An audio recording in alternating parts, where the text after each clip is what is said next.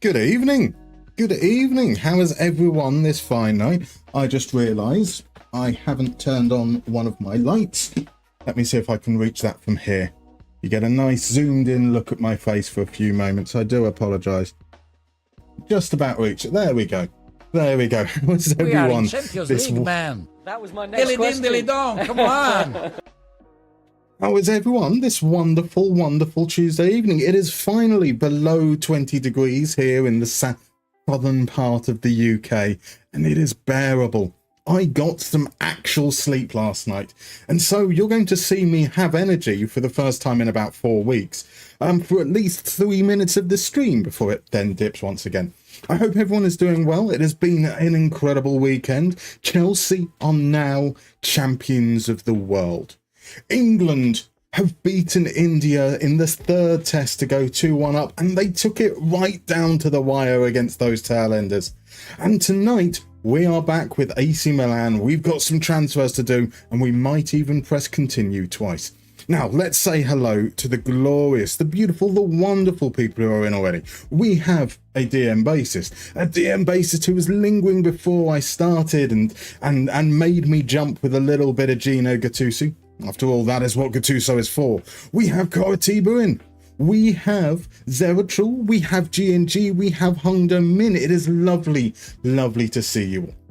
We have Matto. Matto hasn't been around for a while, but he's here tonight. That's all that matters.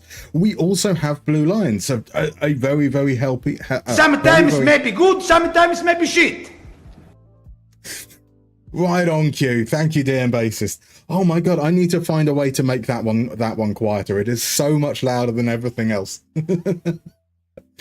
We have the very modest Blue Lions, a supporter of the world's greatest team, Chelsea indeed. We have Uncle Shawnee in as well. Lovely to see you, my dude. How you doing? Mr. Grizzly P's in as well. He's finally won the Premier League with Blackburn. 1 year removed from reality. Zidane was poor throughout the season, though. That sounds very realistic. Very, very realistic. Chris Sutton, on the other hand, was an absolute goal machine. I mean, like he was with Celtic, right? Something along those lines. So Uncle Shawnee's not too bad. Hope you're well. Up to you if you want to call you Shawnee or Sean. I shall try my best to call you Sean, but there is a very good chance that I will jump in between, depending on the mood. I'm not very good at following names particularly well, so I do apologise. RJ's in. Welcome in, my dude. How are you, sir? I'm doing very well. How's everything going with you? And Davo's in over on YouTube. Lovely to see you, my man. Right, shall we catch up with where we were? So for those that weren't around the other evening, let's head on over, because this is where we finished the season. We have ended as runners up once again. We lost in the Coppa Italia final as well, absolutely thumped by Inter Milan 5-0 as we chased the game, just error after error after error.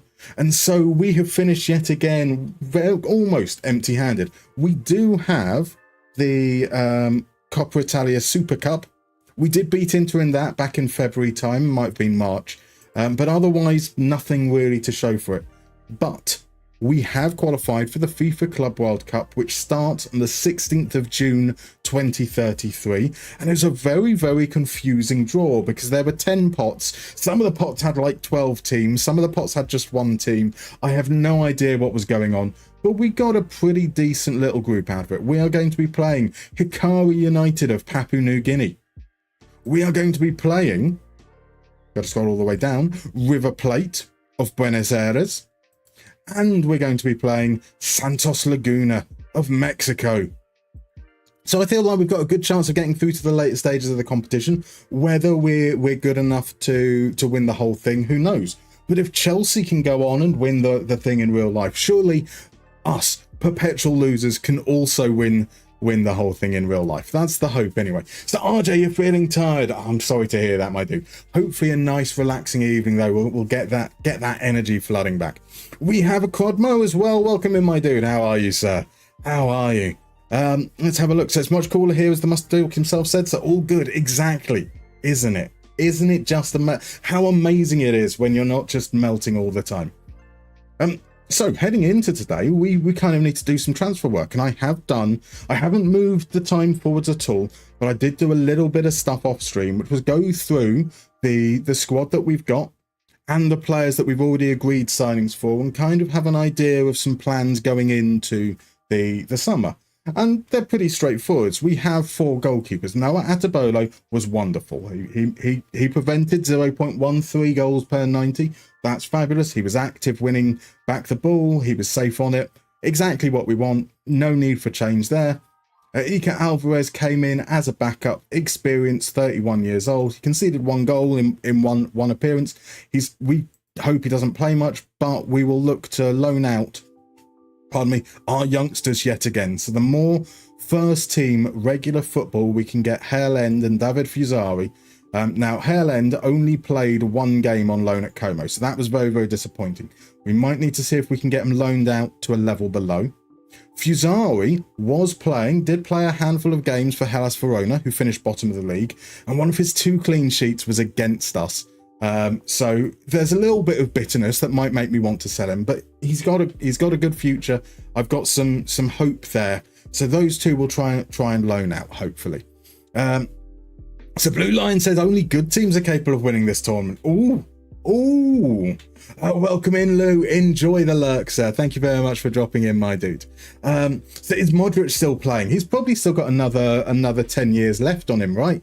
He'd be around 44, 43. He retired as a player at age 39. He did not carry on as a member of staff, disappointingly. No, that's disappointing. So if he was 39 back in 25, move forwards 8 years, he'd be 47. 47. Yeah, he could still be going. He absolutely could still be going. And so yeah, that's our plan with the goalkeepers. Keep these 2, loan these 2 out. At right back, we want to now play with a more defensive right back, essentially a third centre back who kind of just supports underneath the play. Welcome in, David Nyholm. Lovely to see you, my dude. So other than being Swedish, what's the reason Malmo are shockingly bad? Is this a setup for a joke? Go on. What is the reason for Malmo being shockingly bad? How are you, by the way, dude? I was in for the tail end of the stream along with D-Boy's raid a little bit earlier before you popped on out to Retro Gamer. A frustrating stream I can appreciate. But how are you doing, my dude? So Willems, have I seen the new kit? I haven't. I did see that I did get a little email earlier on. But I haven't checked it out because I was doing stream prep for today. 47 is a fine age. In fact, some would say it's the perfect age, a great age perhaps. He could still play for Man. Exactly. So my plans here are we've got Pizza Pasta, who was out on loan at Villa, didn't play that much. So I'm not going to judge too much here on his performance, but I do feel like he should be getting first team football. The fact that Villa lied to us and said they were going to play him as a squad player gives me good hope that he might at least deserve a chance in the first team this season, now 26 years old. And then Donna Kebab played a handful of games there during the course of the season. So 8 of his starts came at right back, a couple in defence midfield, a couple at centre back. So his pizza chart's going to be a little bit all over the place because he was playing multiple positions, but he's winning his tackles. His header win rate is okay for fullback. He's proved to be quite progressive. So hopefully that's a decent enough profile that he can fit that role, which would mean that we will look to sell Anita Hammer, who was a bit of a bitch towards the end of the season, so he's got 1 foot out the door, and Mattia Zanotti. Both of them are more attacking fullbacks. We signed them when we were playing a back 5 and we needed fullbacks that provided the width. We don't need that on the right hand side anymore, so we'll probably look to move both of those players on.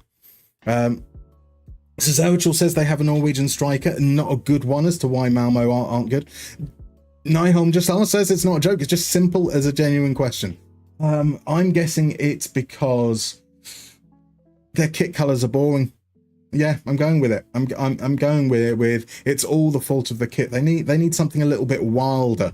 Get some pink in there, maybe a little bit of black, something classy, and then the form will change. Krotmo reckons there aren't any good Norwegian strikers, are they?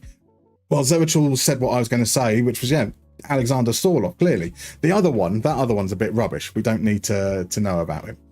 So Mr. Grizzly P, maybe there should be a team of 49-year-olds called the 49ers. Absolutely, that'd be incredible. That would be incredible indeed. So Paulie D, welcome in. Does someone know how to play with the real German national teams in FM24? Crotmo has answered that one for you as well. If you head on over to FM Scout, you should be able to find the necessary files to do that. Donna Kebab does look dead on the inside. These are the new drawings. I need to still work on some variations for the mouths and for the ears. But yes, we have a dead-eyed Ilan Siklic. We have a dead-eyed Emiru Hasuki. We have a dead-eyed Ricardo Rocha. We have Bjorn Rod done as well. And we have one other player. I think Paolo Benato was done a little bit earlier as well. Still got to keep on going through the players, but we have some new illustrations coming up. And it's all going to be very modular because I need that for something else. So yeah, let's look at centre-backs. Ilario Monterisi, I still think he's my starter at centre-back. 83% tackle win rate, 77% header win rate, 6 progressive passes per 90 puts him in the 90th percentile. He's been ace for us. The game reckons Emiru Hasuki is better, but performance-wise, 75% tackle win rate, 73% header win rate, pretty decent, still very good, but just feels a little bit below Monterisi in that respect. So he's likely to stay as our kind of backup rotation option. And then at left back, we've got Björn Rod. He's slightly worse in tackle win rate, 71%, but his 77% header win rate is sensational. He's less progressive, playing as a more conservative defender, which I quite like. So we've got one that plays it nice and safe and one that then looks to push the ball forward. So that works really nicely for us. Really good at possession one. I love Bjorn Rod. Then we've got Avila Missadukal. Missadukal has been out on loan at Werder Bremen. 76% tackles, 72% headers. He's left-footed, despite being able to play on the right. He's definitely going to be there as part of our rotation next season. He won the Bundesliga Young Player of the Year. Should be a cracking option for us, hopefully. So Zerachel says Malmo's problem is goal scoring. Their offensive players are just not clicking. There we go. Basis says that they're too close to Denmark, that they're basically Danish, and that's no good for anybody. Oh, some fighting talk there. Some fighting talk indeed. Willem, is this skin on the Patreon? It is indeed. It is indeed on the Patreon as Musterman Modern in the shared files there. This version as it is though, so it's designed for 1600 by 1080, works absolutely fine at 1920 by 1080, not tested in any respect beyond that. So Alba Navarro has been our backup left back for this season, and he's been doing a little bit of everything. He looks great, wins 83% of his tackles. He does lose the ball a lot, but that's because he creates chances, he scores, he dribbles. Those risks we're happy for him to take. That's our attacking fullback, the left-hand side, and Albert Navarro I think has been absolutely wonderful. Theo Hernandez is leaving at the end of the season, so that's fine. He's 36 now. HJ Bockers, or Alfredo Paolini here, has been the third choice. He's not played enough minutes to judge, but when he has been on the pitch, really creative. His tackle win rate's not too bad at 79%. I think we're okay at left back. So that's the hope there. Mr. Grizzly P's toy Andre Flo forever. Now, he was a quality player. He was definitely a quality player. So yes, it's an alien squad indeed. Quan, not everyone has a face now. So I only went through the new gens that were currently in the first team squad. So players that are going to be arriving still need to be done. Those players that were out on loan still need to be done. So Ricardo Rocha was brought in to be our deep line playmaker. And what that requires on defence is that he helps with ball progression. He's been excellent at that. He's kept the ball safe. He's occasionally been creative. Generally speaking, I'm happy with Rocha. Tackle win rate could do with being a little notch higher. Maybe around 75% would keep us happy. And he's going to be battling out with Bernie Arse. Bernie Arse has been signed from a league that we don't have active, but he was a player that featured high in the next gen top 50. He looks to be quite a decent player. He's already got excellent vision, excellent technique, excellent decision making. So if we can work on his passing, keep his defensive attributes reasonably solid there as well, So I think we've got possibly a very, very good player coming in there to compete with Rocha, which is nice. Quan says a proper face, I should add. Sakar, welcome in. Seeing as you're the king of FM data, what are the best metrics to judge how a team plays? Well, Kyle, the answer is to ask yourself, what do you expect from your tactic? The answer to that depends on what you're doing tactically. So as we're talking about here, as I'm going through, when I'm looking at a fullback in a system where the fullback stays deep, I'm looking at progressive pass, I'm looking at their tackling. When I'm looking at a player that's there in terms of being more attacking, I'm looking at his dribbles, his expected assists. I'm looking at possession lost as well. But that's all very much reacting to what we're wanting to do. We are looking to control games, so I'd also be looking at possession overall at a team level. I'd be looking at final third passes and field tilt to make sure that we are maintaining that pressure in the opposition half rather than the other way round, so that we are pushing ourselves in a position where we're always dangerous and so forth. But everything's going to come down to what you want to do tactically and judging off that. So let's have a look at Ayman Kari. Ayman Kari has been playing as like a defensive midfielder. Does get forward dribbles a bit, and he's been doing okay. Again, progressive, creating, scoring. I'm quite happy with that. Tijani Reinder's contract is expiring. We're not going to redeem it. And this is the key moment, because this is where we're about to do something that I think is going to be appreciated by a single person in this in the chat here, because back in January we saw that Nico Raskin's contract is expiring, but he wasn't ready to agree a deal, but he will be now. So let's go and do that. We will say 80 grand, pop him on a 3-year deal. There we go. Nico Raskin will therefore be the rotation option in this spot here. Beautiful. So Raskin has been out playing in La Liga. Not the greatest player, to be honest, but he's playing in a team that doesn't have a lot of the ball, which means he's been really active in terms of tackling. Right up there in the 95th percentile, 90th for pressures. Despite not being on the ball, he's been very, very progressive. So I think he should fit in really, really nicely with what we're looking to do. Trying to catch up a little bit more. So as long as you don't scare yourself in the morning looking in the mirror, I'm good. Oh, is that having a proper fate? Yeah, no, I've not quite managed to get to that point yet, to be honest. Give it a couple more years, I'm going to therapy. Unfortunately, RJ, the therapists don't help. I tell them the exact same thing, and they don't seem to care or respect that at all. Right, so Nuama has been excellent for us, playing off the right, cutting on his left foot, 12 goals, 11 assists in what is roughly 30 full games.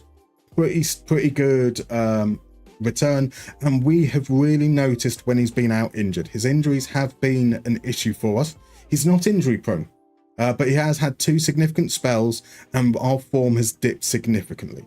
So I think we look to sell Mattia Mosconi. Mosconi has played some games up front, has got 7 assists though whilst playing on the right wing. He's been kind of okay, but his goal output has been very, very poor, and generally speaking, he's been a little underwhelming. So I think we move on Mosconi. We start the season hoping to give Pineapple Pizza a little bit more of a run out. Now, he's been playing primarily as a striker for Celta Vigo, where he scored 9 goals in about the equivalent of 25 full games, which isn't the greatest return, but it is better than his XG. I'm not convinced that Pineapple Pizza is going to be the answer, but I hope that we can see that might be an area we look to improve. We do have a player coming in, and that is Abdul Ghani Alanak. Alanak is a Moroccan currently coming through the ranks at Club America in Mexico, but we are loaning him back immediately. So that's not going to be a short-term fix. That's going to be something we don't get to see for a couple of years, unfortunately. So that might be an area we look to strengthen. Right, so I was trying to catch up a little bit there. So Darish is in. Welcome in, my dude. Lovely to see you. How you doing? So Zelchel has proper answers. about the Malmo issue. So bad transfers like Botheim, their star striker signing, and most of them just being meh. I mean, that's fair. That's fair. David Nyman says, at the moment, you'll take part being part of Northern Germany. Thank you very much. I mean, that's a bold take. That's a bold take. Is being Danish so bad that you'd really want to contemplate being German? That feels like one hell of a commitment. So in attacking midfield, we have Cole Palmer, a player with 19 goal contributions over the course of the season. That is 18 more goal contributions than he has brain cells, but he's been pretty decent. Scoring at a decent rate, creating at a decent rate. He's pretty safe on the ball. He's even helping out in the press. I think he's been doing quite well. Arda Güler we signed in January for big money. And he's just a little bit better at all of those things. But I think there's a really good strength and depth in that position, which will be nice. So let's pop on over to strikers, and we have Paolo Benato. Benato doesn't look like a goal-scoring man, but he's playing as a false nine, and therefore the things that I want him doing is dropping deep and getting on the ball, which we can see from his pass completed, running with the ball, and creating chances. He's doing them all in great amounts, and still did reach double figures for goals, so I'm quite happy with Benato there. Now, Gianni Ricci is a youngster who's been out on loan at Torino, played a handful of games, not enough really to judge on, but as an attacking midfielder, he's been getting amongst the goals, and he's been doing a pretty decent job. He's a player that I think could be ready to be part of our rotation, and a homegrown player at that, which would be absolutely marvellous. And then potentially we see Pineapple Pizza in the rotation for that spot as well. So, sorry, let's see this. DM basis, right? Yeah, I thought you'd appreciate that. So Zerachul, this is just a random state of fucking hot. Soon we'll be back to the greatness of 8 degrees centigrade and rain. Oh, I would love some rain. Zerachul, oh my god, Raskin, unfollow. Oh wait, old follow. Oh, follow. God, exactly. It's an old man. You've got to love an old man, right? So Nyhan, come to that place you call second rate. We have 15 degrees and rainstorms for a couple of days yet. Nice and refreshing. That sounds like bliss, David. That sounds like absolute bliss. I would happily swap places right now. So Crudmo was this many minutes old before you realised you need to eat some scrambled egg. Okay. Good for you. Good for you, sir. So Skamaka, we signed him in January. He scored 10 goals in just under 20 games, so just over half a goal a game. He's winning his headers at an okay rate, 37%. He's there to score goals, and he's been okay. Missed a couple of big chances. It's just beneath his XG at the moment, but as an old boy leading the line, I'm quite happy with him. We've got Raivo Rafelskis coming in. He's a Latvian playing for Roma, but was homegrown in Italy. He's scoring at around the same rate, but from a lower XG, fewer shots as well, and a higher header win percentage. So I'm really, really encouraged by what Rafelskis can possibly bring to the team, and there may be a chance that he potentially wins the starting job. And then we've got Alexander Isak. Alexander Isak was more prolific than both of them. His non-penalty XG, so he's outperforming that, which is great. Again, fewer shots than the others, so, get him into more shooting positions more often might be good. His header win rate's a little bit low, though. 26% is kind of disappointing. And I do have a feeling that with the depth that we have up front, one of Skamaka or Isak goes. Isak was signed last summer, Skamaka in January. Skamaka counts as homegrown as Italian. So I have a feeling we'll probably look to move on Alexander Isak. So given that as a general look of things, I think that my main focus is probably going to be a right winger. And I might look to see if we could get another striker in.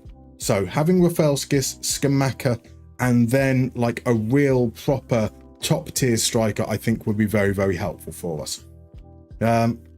Welcome in, by the way, Will JT. Thank you very much for the follow. Lovely to see you, my dude. And nicknames in. How are you? How's your weekend? And Mr. Ahar's pizza looks nice. Mr. Ahar's does indeed. Look at that face. That is the face of the best striker in the world, according to FIFA. Well, I mean, yes. Yeah, that's enough of a reason, though, right? Pretty sure Carl Palmer has 2 brain cells, 1 for each leg. That's all you need. That is all you need. Draws in, welcome in, as is Moreno Santos, lovely to see you guys. And Curitiba, it's 27 degrees here in the middle of winter in Brazil, 27 degrees in Belgium in the middle of summer. And Curitiba, thank you for being so polite and patient, because I did see your mystery minigame, and then I forgot that I saw your mystery minigame. So shall we, now that we've been through the squad, shall we play a little game? As we normally start these things off with, we're going to play a round of Guess the Player. I will explain how it works for those of you that haven't been before. In a moment, you're going to see 4 pictures from a player's profile in FM24, one after the other. You're going to see the positions they play, their attributes, their coach report, and their career history. Your job is to guess who the player is, and the earlier you guess, the more points you get, and those points will get you onto that lovely little leaderboard just beneath me there. Now, things to be mindful of.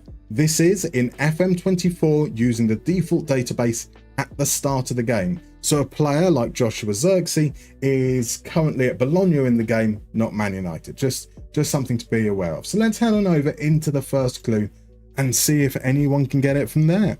And so it's sadly not Valderrama or Collar or Beto or João Pedro or Sunday Odyssey. I'd love it to be Sunday Odyssey. Could it be Carl Palmer or David Luiz or Malo Gusto? Could it be John Joe Patrick Finn? What a name, or Robert Sanchez or Caicedo. We've got a lot of people thinking that I might have gone for something Club World Cup themed. I haven't gone for something Club World Cup themed, or have I? There are plenty of other players there. So nickname is good. You had a lovely barbecue with a former colleague. Currently watching the stream while writing some code. Sounds like a lovely evening and a lovely weekend. Fabulous. Could it be Nevs? Could it be the Ankara Messi, Willian, David Selke? Now we've got the guesses. Now that people know it's a defender, we've got people going for Calafiori, Inacio, Ake, Thiago Silva, another for Inacio, Bensabaini, Cucurella, Akanji, Colwell, Gashirovsky, Alaba, Witzel, Martinez, Danilo, Bastoni, Pacho.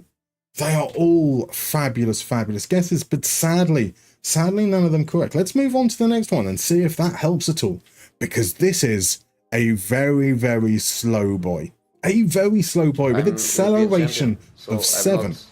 One of the bottle. I think I'm a special one.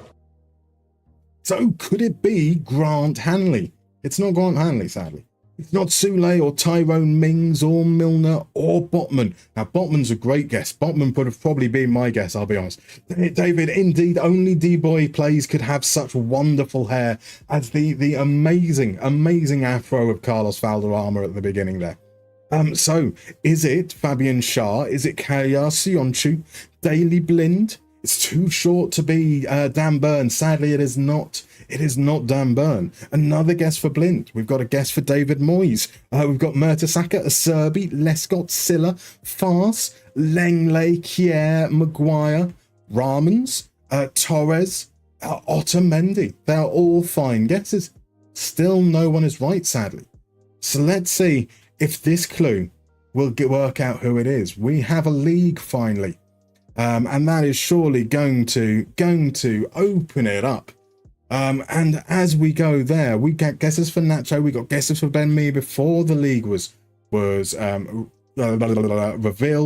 And then Will JT, the Welsh Smithy, Draw, Antonio, Alexandra, Mr. Grizzly P are all saying it's Jan Vertonghen, which means that Zerachel has come in. He's going to hedge his bets and say, could it be Toby Alderweireld? Now, that could be controversial if everyone's gone for Vertonghen and Zerachel yet again somehow manages to steal the points. But it's not going to be. It's not going to be. That is a fabulous 2 points making its way to Will JT. Well done, sir. Well done indeed. The applause you see coming from our resident Belgian RJ is very much deserved. The applause coming from Zerachel, the clap from GNG. Beautiful. Toby is a righty. He is indeed. Lovely stuff, Will. Lovely stuff indeed. Fabulous work. I mean, I think I do feel that was very Honestly, much... I will love it if we beat them. Love it. That was very much in both RJ's and Zerachel's wheelhouse there. Belgians and old. But it's Will that pips in there beautifully. Beating out, I mean, the Welsh Smithy, just mere seconds afterwards. Draw wasn't far behind either. Fabulous, fabulous work. Right, so let's get back to some transfer activity. I want a striker, and I possibly want a left winger. Do I need, actually, let's have a look here, homegrown status.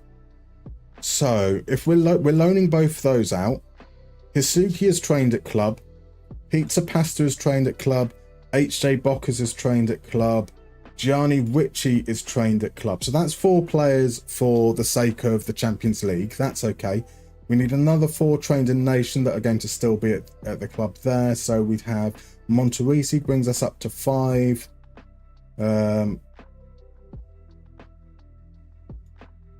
Mosconi might not be around. That would be 6. Benato would be 7. Skamaka would be 8. Rafelskis counts, so that's 9. So yeah, we can move on Mosconi. We don't need to prioritize Italian play. We don't need to prioritize Italian players. We certainly could prioritize Italian players. Yeah, that's not something that holds us back. I think that Bernie Arse will use up, I think we'll have just 1 EU slot, so a non-EU slot. So I think Arse will use that one up. Ahanach is got second nationality, Spanish anyway, and is going out on loan immediately, so that's not a concern there. Yeah, so I think that's fine. So we ideally want somebody who is EU national and very good as a striker. So we'll pop that in there. We will say minutes. I don't want to have to click endlessly, so we'll say 1000. And I'm going to start with a really, really basic.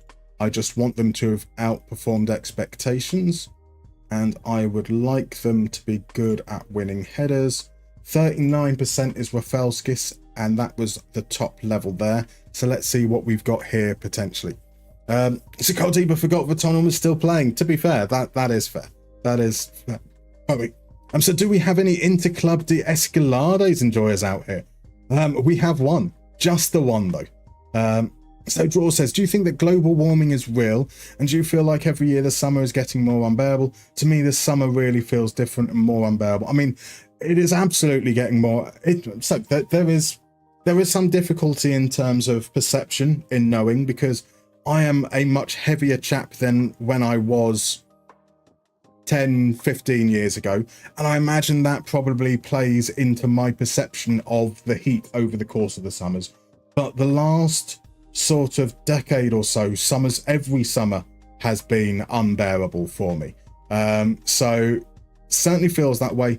The weather does seem to be, in the UK at the very least, veering from more noticeable extremes more regularly, which, you know, I feel like that's the kind of thing I would have remembered when I was younger. But at the same token, I mean, I haven't seen a prolonged period of snow down here for a very, very long time, which is also quite sad. So Antonio, welcome in. Did you see Mika Aratalo somewhere? You did indeed. We are Mika Aratalo. We decided to start our career over in Finland with IFK Mariehamn. And so when we wanted to create our character, I wanted to take a former Finnish player, a legend of the Championship Manager years. And as a Villa fan, I obviously have a little bit of a soft spot for Mika Aratalo and my memories of Championship Manager 03 and 4. So we have created ourselves as Mika Aratalo. That is our character with the scary hair and currently a very, very white suit. What a hideous, hideous thing that is. So that is our manager character at the moment. So Kwan wants us to look up Elena Kena, and Elena Kena is currently top of the billing in our search. He's been more of a squad player for Barcelona after his 75 million euro move. It was 75 million, wasn't it? 8 league goals in 23 games, 12 overall in 31 games. He's been doing quite well. I would love to have Elena Kena back, but the reason we moved him on was because of his exceptionally high wages. Like, if he'd want to come down from 325k, maybe someone we bring in. His current asking price is lower than it was what we sold him for. That could be a possibility, to be fair. So then basis, yes and yes, indeed. So Lou, do you not really a belief thing anymore? There's cold, hard stats and facts. Yeah. Maybe Nottingham doesn't find it more unbearable. So we've well, Smithy, completed your first season with Villa, finished fourth, secured Champions League. Saudi spent 45 million for Digne. Wolves have been relegated, and you've secured the release clause of 30 million for Aït-Nouri. Oh, a player moving from Wolves to Villa. That feels controversial. That feels controversial. RJ, I got there. It seemed to only make sense to do it as we went through it, and as we were going through, the lookup came. Actually, the lookup did come before the Mika Aratalo comment, to be fair. That's on me. That's on me. All right, we're not going to be looking at Esposito, not if his transfer value, the lower end is 131 mil. I'm surprised to see that Barcola has such a high header win rate.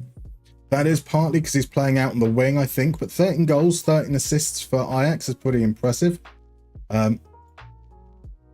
Scoring above expectations, dribbling well, crazy header win rate there.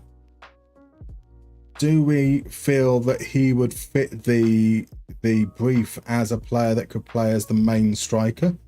Possibly. 165k as well, current wages, so that could certainly be workable. Let's have a look at Vitor Bartolomeu. Vitor Bartolomeu's been playing for Eintracht Frankfurt, not a regular starter either, 9 goals, playing mainly as a striker but occasionally out wide as well. And you can see that the out wide stuff there because of the dribbles and being more in a position to pressure as well. Seems kind of okay. Not injury prone. Lacks strength, which not too keen on for someone up front. And my poacher, I don't want to come deep to get balls, so I'm not going to worry about that. We are not going to look in at El Yawahi. They're not a character that I'm particularly interested in.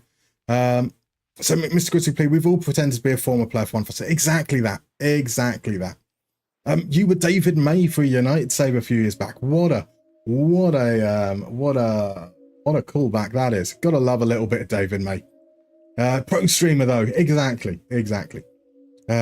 Maybe they're warm hard stats these days. You'll see yourself. No, we need more of these puns. More of these puns indeed. Siquan, controversial. Arsenal helped Chelsea out there. Financial free play. It's not the statistics. You tell me. How do you measure somebody that could balance a balloon in a wind tunnel on a needle? Oh, Dill, you absolute gentleman. Welcome in, my dude. How's it going? How are you, sir? Are you ready for some return to Rabo this evening? Now, if you guys aren't following the wonderful, the incredible Mr. Dill, you most definitely should be. An absolute fabulous streamer. And especially for those of you that like to stay up late over in Europe, he is a North American. So it's up at that lovely time, late evening, where you can just sit back and relax. And it is a very, very relaxing and wonderful stream. Currently doing a save with Rabo de Peixe. I can't pronounce the last word. I can't pronounce the first ones either. In Portugal, but signing Canadian players. And it's absolutely fabulous. Absolutely fabulous. Yep, so Sydney Osazuwa here. 15 goals in the Eredivisie. Been playing regularly as a starter, so about 30 full games. Poacher fits what we're looking for in terms of style. All of his games have come up front. Outperforming his XG by a considerable amount. No penalties boosting that. 56% header win rate.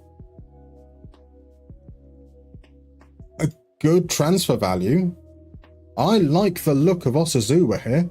26 years old. Lacks bravery, but is really good in the air. Not slow.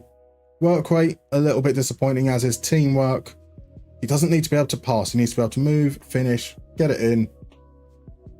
I quite like Osazuwa. I quite like the look of Osazuwa. So let's get him reported on and let's add him to a shortlist. That could be the option.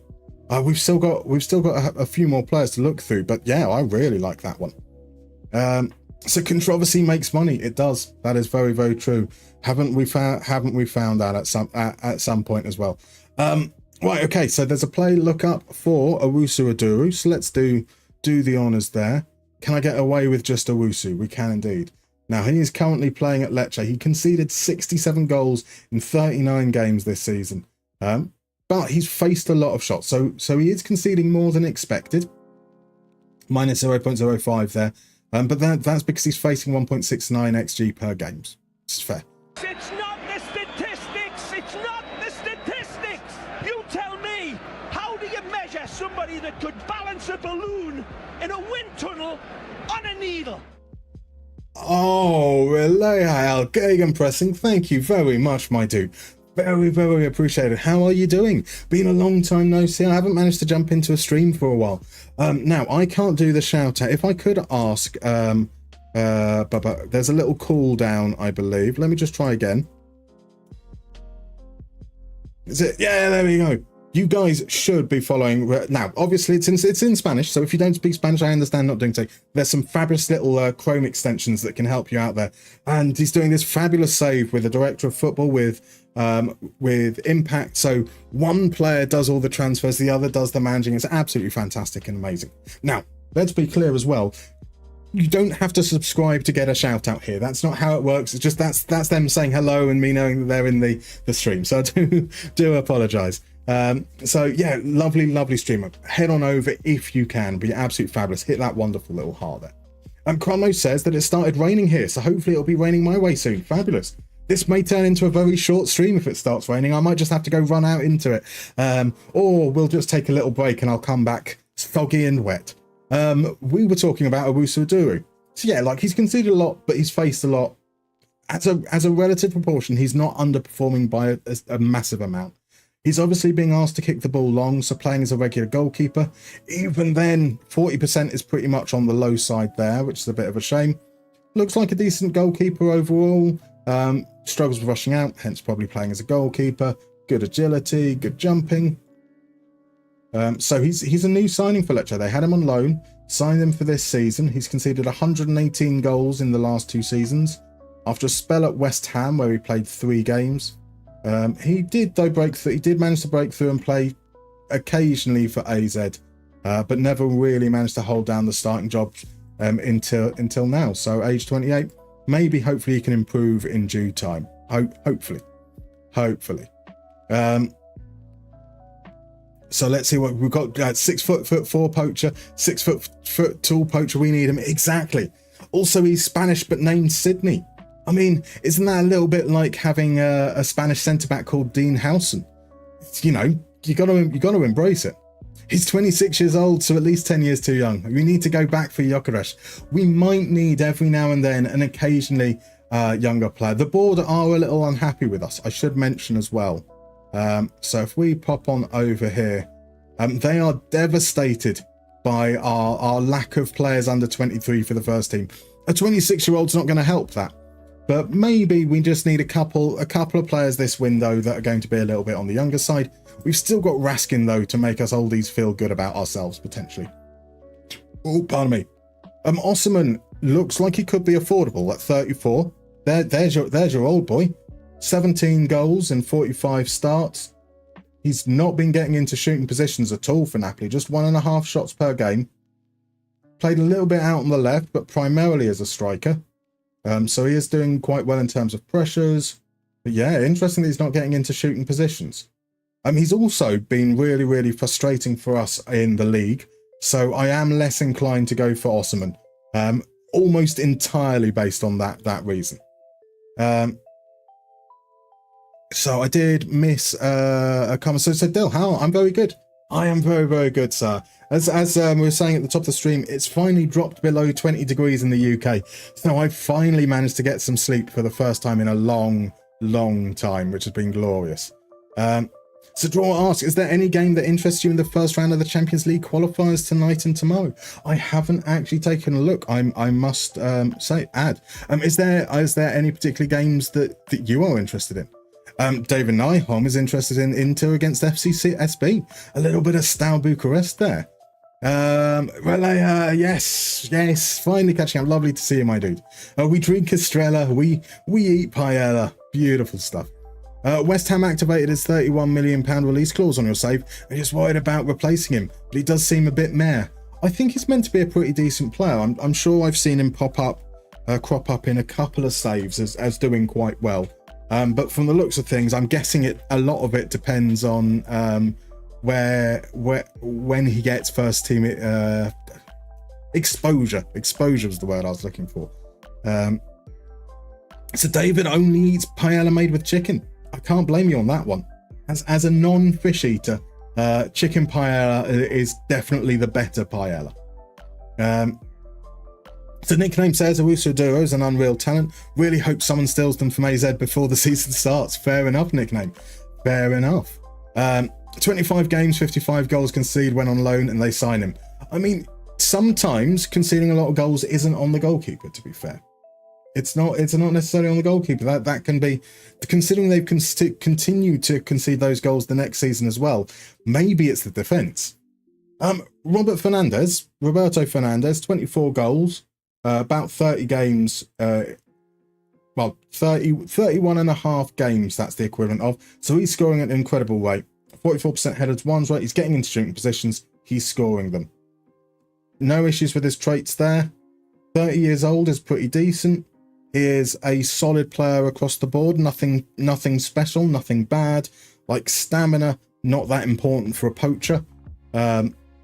Concentration maybe is the only concern there, but okay work rate, okay teamwork.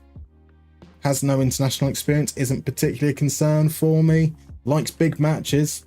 Let's get a little bit of a scout report on Fernandes as well. I'm liking the look of him there. Roberto Braschi, 14 goals in just over 30 games equivalent, so under 0.5 goals per game. Not getting into shooting positions, but still a decent goal return. 53% headers won is good. He's dropping deep, and we can see that comes deep to get ball, plays with back to goal. I don't really like that from a poacher. I want him staying high, so sadly, Braschi is not a player I'm going to keep an eye on. Malik Dem playing for young boys, but he's not a young boy anymore at 28, I'm afraid to say. He has been playing more as a winger than he has as a striker, so we'll look at him through that lens. That might explain why his headers won is quite high, obviously why his dribbles are high. He's scoring a decent rate from his chances, seems to be doing okay in that regard. Left-footed only, 6 foot.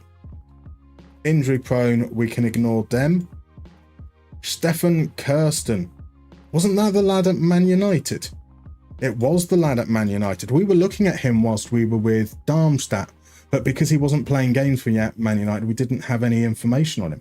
He's now gone to Werder Glimt, and he's got 8 goals in 12 games. And he's played most of those 12 games, because what, 12 games, full 12 games will be 1,080 minutes. So he's only missed 57 minutes of football over the course of it. So he's been playing regularly. 73% header win rate is ridiculous. It's not much time to judge on. He also likes to come deep to get ball. But those are interesting. Not injury prone, doesn't like big matches, has some adaptability concerns. So I'm not that infused, but we will have a look a little bit more. That could be a case of a player. No, I didn't mean to do that. I meant to do report. Oh, I've got him both added shortlist. I know by accidentally doing that thing, it added him to shortlist. There we go. I've worked out. So Crommo says he's failed at many things in life, but he makes good scrambled eggs. I mean, fair enough. Fair enough. I mean, have you just gone for scrambled eggs, or are you pairing them with something? Maybe some good bread, because bread is the star of everything. Quan, the border uncultured. I think they're just trying to fight against their reputation for being full of old men, which is understandable. So who had a better prime, Osimhen at Lille or Ricky Lambert at Saints? Well, I'm not ready to write off Osimhen yet. I have a feeling he's still going to have a pretty decent prime. But I would also still say Osimhen at Lille, actually, quite comfortably. Ricky Lambert was brilliant in that spell. I really liked Ricky Lambert, the player. Not so big a fan on Ricky Lambert, the person. But actually, I thought he was a really good signing for Liverpool. I think he worked in that kind of what FM was calling a defensive forward role quite well. being the facilitator, creating space for others to run into, to break on, to apply pressure, to be a bit of a dick. He did that all very, very well. So Cromo, there's one big match in town tonight. Accrington Stanley versus Everton. There's a game. There's a game indeed. Right, Shuanov here is playing in a league that we don't have active. He's scoring at a crazy amount. None of those goals are penalties, but it's not an active league, so I'm probably going to take this all with a pinch of salt. I don't see the reason to take a risk on that. And then we've got Marco Nania, currently playing down in League 2. He's got to have amazing output at that level for us to consider him. He doesn't. So, Fernandez, Osazua, Kirsten. He's on the shortlist, yeah. Kirsten's on the shortlist. Osazua, Barkala, Elena Kana as our possible targets up front. And then I'd like right wingers who I would like them to... They're meant to be our secondary goal threats, so expected goals over performance is good. We're also going to have a look here at dribbles. I'm thinking around 4. 3.5. Let's look at the ones that are 4, and we will see if we need to make that a little bit more... Need to go a little bit wider. We want them to have a very good left foot. Yeah, we need to look a little bit wider. Let's drop it down to 3 and let's have a look at the players that we've got there potentially. Steering basis, you think he must have had a boost on the later update transfer updates because he absolutely started my save as AZ's first choice by a wide margin. Fair enough. Kwan started a lower league save. Goalkeeper gets injured first game. No sub goalkeeper. Rookie mistake, Kwan. Rookie mistake. I'm sorry to say. 73% header win rate. Like to drop it deep. Is he a regen Chris Wood? Does feel that way a little bit. Does feel that way just a little bit. The Lord Dobber, welcome in. Thank you very much for the follow. How are you doing, sir? Are you playing FM at the moment? And if so, who are you playing with? I'm obviously just say only chat if you feel comfortable. Feel free to lurk if you prefer to do so. So Matej Jurasek, 29 years old, currently in the Czech Republic. He has spent his whole career in the Czech Republic.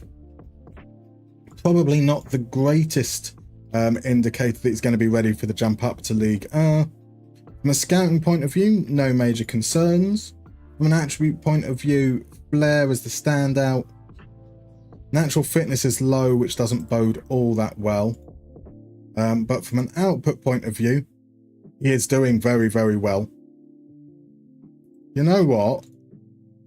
Yes, it's a step up, a significant step up, but I think he's worth a look for sure. Oh, good, bread is a given, but just the eggs on toast. Eggs on toast perfectly works. Bread is definitely better than pasta. I can agree with you on that, David. Bread is top level carbohydrate, even if my stomach size regrets it. Right, Bakayoko, currently out on loan at Atletico Madrid from Bayer Leverkusen. He was playing on both wings, did a lot better on the right wing than he did on the left. That's 9 goal contributions in 14 games compared to 6 and 23. Dribbles are good, not that creative. Outscoring his XG though, doing very effective in pressing and winning possession. So that might be okay. Not injury prone. That's a good sign as far as I'm concerned. Price might be decent as well. I like the possibility of Bakayoko. Now we've got Serie B, so we'll need to be very, very good. 13 goals, 5 assists playing on the left. He is left-footed but can use his right. Another one that doesn't create much, doesn't do as much defensively, but a better goal-scoring output, which is quite nice. Better dribbles than Bakayoko as well. He seems to be dropping deep to get onto the ball to begin with, so those things are encouraging. Injury-prone probably doesn't fill me with much happiness there. How much scouting do we have? It is extensive. So lacks composure, lacks finishing, lacks passing, good flair. The injury proneness, the attributes don't fill me with much faith, but again, no harm in scouting him a little bit further. Scrambled eggs. Oh my baby, how I love your legs. Is that a reference? I don't know that one. Osterman was bloody superb this season. Exactly. RJ, you still haven't started a save. Boo. Don't have time even if you wanted to, which you don't even want to. That is fair. So Lord Dobber, you're good. Thanks. Currently doing a Build a Nation save with Strip Fling in Austria. Fabulous. How's it going? How far into the save are you? Bakayoko is going to Leipzig in real life. Indeed, yeah, I heard that. What is your opinion on Bakayoko? Because obviously he broke through, and there's a lot of promising signs. There was that glorious goal against Liverpool in the Champions League as well. But I feel like some of the hype has died down, and that there's not as much enthusiasm about him as perhaps I was expecting at this point. So Hungdamin wants us to look up Anthony. Sure, here we go. He's not got an H, does he?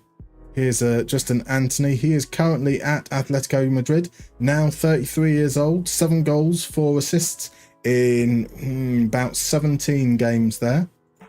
He's not being a very dribbly boy, unfortunately, but he is outperforming his XG, is being quite creative, losing the ball quite a lot, playing on the right wing. He's not a bad little player. We do have some scouting knowledge on him, but because of his dribbling numbers being low, he doesn't make the cut, sadly. Let's have a look at Alvin Sanchez. Alvin Sanchez playing for young boys, so out in Switzerland once again, just makes it in on dribbling. On the ball a lot. Possession lost is relatively healthy for that reason. More creative than a goal scorer. We asked for positive XG over performance, and he's underperforming his XG. Sanchez probably doesn't make the grade either, to be completely frank with you. That seems a bit weird. But there he is. He's there for some reason. Let's have a look at Lucas Roman. Lucas Roman now, he is a dribbly boy. 4 dribbles. That's marvellous. Playing on the right wing, 16 goal contributions, just outscores his XG. Yeah, that looks promising. Not injury prone. Affordable. Bravery is probably the only... Bravery and teamwork are concerns. But I think Roman is worth a scout at the very least. We've already discounted Dem because of his injury proneness. So let's have a look at Hans-Peter Boykert at Klagenfurt. Klagenfurt playing as a right winger. Dribbles 3.19. Just outperforming XG. Not on the ball. Okay, he's not on the ball a lot and he's losing it a lot. So that's, that's possibly not too great as far as I'm concerned. So we've got a handful of players being scouted.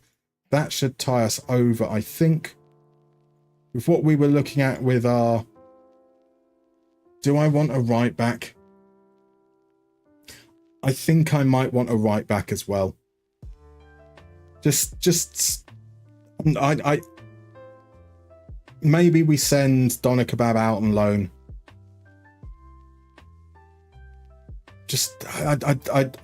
I'm not sure I feel as comfortable as I felt even at the beginning of the stream about that. So we're going to say tackle completion at 80%.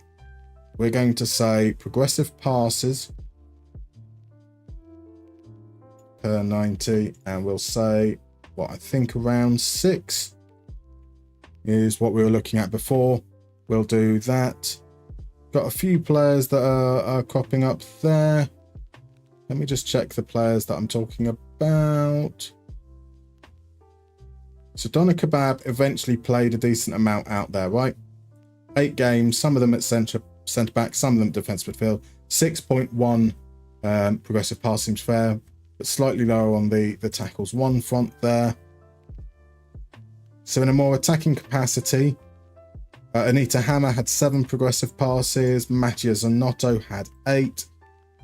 So I think 6 there, but a higher tackle completion rate is reasonable. Maybe. So Leipzig rocking both Nusa and Bakayoko. That's a lot of pace and a lot of dribbling. Gotta love a dribbly boy. He's a good player, just had a hard time coming back after injury. Really hope he can show what he could do in the Bundesliga. That's fair.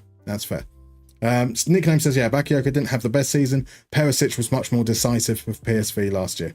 RJ prefers him over Luka Bakio. Okay, now I can 100% get on board with that, because every time I've seen Dodi Luka Bakio actually play games, I've been so frustrated by him. He's got a little bit of the Jeremy Doku's about him, in that, like, it seems that he gets into good positions. Sometimes he dribbles really well. Sometimes he just uses his pace and power to get into good positions.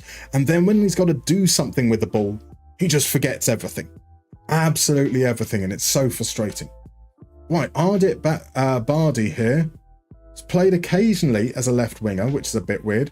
But he has played mainly as a right back, winning his tackles, very progressive. Now, playing as a winger will have brought his progressive passes down, because when you receive the ball up here, it's very hard to play progressive. There's not that many yards in front of you to play passes into. So his progressive passes would have been even higher. He's on the ball a lot. He's really safe with it. He's very, very expensive. So probably not going to be the answer, but I do like the look of Bardi. Penkala is also very expensive, but we'll take a look at him here. 20 games, more progressive, not quite as safe on the ball. He's been playing as a right back. That all seems to be good. Injury prone, that doesn't seem to be as good. In fact, I forgot to check that on this. Isn't injury prone. That's good. Apparently, he can't pass. That's interesting. He also lacks strength, and he can't head. Still won 70% of his headers and isn't losing the ball much. So I'll take that with a pinch of salt, I guess. Let's take a look at Dragusin then. So Anthony is becoming Lucas Paqueta. Less dribble, more risky passes, I guess. Disappointing. That's not what we want. We want a dribbly boy. So David would love to move to Switzerland when you get a little older to play for the young boys, old boys. I mean, I'm glad you added the word old boys at the end of that sentence, David. Definitely glad you added that at the end. So Dobbo, you're in your 4th season. You've gotten Austria from 10th to 8th in the coefficient so far. Just starting to get the loan farm set up properly. Fabulous stuff. Fabulous. RJ, Jeremy Doku without pace. Yeah, that seems fair. Well, Smithy, you're going to sell Watkins for 70 million to Man United. Trying to recoup Premier League proven. Replacement is looking like Rissa for 20 million. Feels fine. Feels like a trap. That does feel a bit like a trap to me. I reckon you can probably get, even for like 20 or 30 million, I think you've got to be able to do better than Wissa, right? This Frank for right back seems to have it all, doesn't he? Just keeps the ball and passes it well too, Triangles FM. And that's why I love this data approach. Because when we looked at those attributes, he looked a little bit shit. Or for that kind of progressive right back that we were looking at. Now let's have a look here at Radu Dragusin. He's not quite as progressive, but a little bit safer on the ball, better in the tackle. Possession 1 is absolutely sensational there. He is not injury prone. He is a little bit cheaper, but that's because he's 31 rather than was he 26, the Frankfurt lad? He can pass the ball. He can't dribble. He is a better technical player. I know Bardi was just 19. They're all, though, very expensive, and I have a feeling that looking at these prices, I might end up signing none of them. Let's look at Gellert here. Currently expect to be around 58 to 70 million. Gets forward whenever possible. I'm not interested in that. Dives into tackles was fine. Radidrixon stays back, so... for those that have just popped in or haven't seen it before, the way we're set up is we have a left back who gets forwards. This was originally players down in the wide positions, but they didn't sit narrow enough. So that's our front 5. We've got a width holder on the left. We've got a creator behind the strikers. We've got a striker that just makes sure that they scores goals. We've got another striker who drops deep and creates. And then we've got a winger who holds the width, but also runs into the space underneath created. We have a 2-man double pivot. Somebody that helps recycle the ball and someone that helps with progression.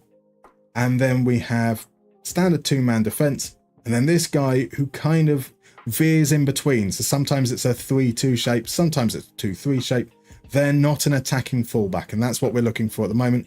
Someone who's going to essentially just kind of stick around at the back. So that's why Gellert is not an option right off the top because of his traits. Quadmo's like Jeremy Doku without pace, but also can't dribble. No comment. No comment. Or his goal scoring ability. Welcome in, Michael Andros. How are you doing? Do I take care of your B teams? I don't know. Not especially with these, like the YouTube content where we're focusing on trying to get through as many seasons as possible. It's not really plausible to focus on the B teams. With the streams as well, I know that I'm taking a long time talking through pizza charts and stuff, but yeah, with the streams, a lot of stuff is delegated because otherwise everything does take a very long time. I mean, what we are in 2033, so we're about to come up to 10 years after the game starts, and that has taken us 15 days. That is what? That's 200, 360, 372 hours to get 10 seasons into the game. So yeah, we don't do all that here, I'm afraid. Well, Smith says you're hoping is that Anthony Gordon asked to leave because he wants a new contract. Will be around 40 million, but then again, English tax. That's always the risk there. Welcome in, Hannah Baker. Thank you very much for the follow. If you're comfortable chatting, are you playing FM? If so, who do you play with? If not, feel free to lurk. There is no obligation there whatsoever. Right, let's head on over because DM Basis has redeemed a mini game, and that means we're going to play a little round of top 10. Now, let me explain how top 10 works. I think people may be familiar with the game Tenable, and it's essentially that. In a few moments, I am going to reveal a criteria. Just beneath me there's a big little like bright blue thing that says criteria. In a few moments, I'm going to reveal what that actually is. And then your job is to identify which players are in the top 10 for that category. You'll just need to pop it into chat. We're looking for surnames only. You do need to spell the surname correctly. If a player has an accent in their name, maybe they've got one of those grave dashes above the E, you can include it, you cannot include it. It will pick it up fine both ways. But it is going to be a little bit of a case of fastest fingers first. So once I reveal, do get ready to get those answers out there. So today, what we are looking for is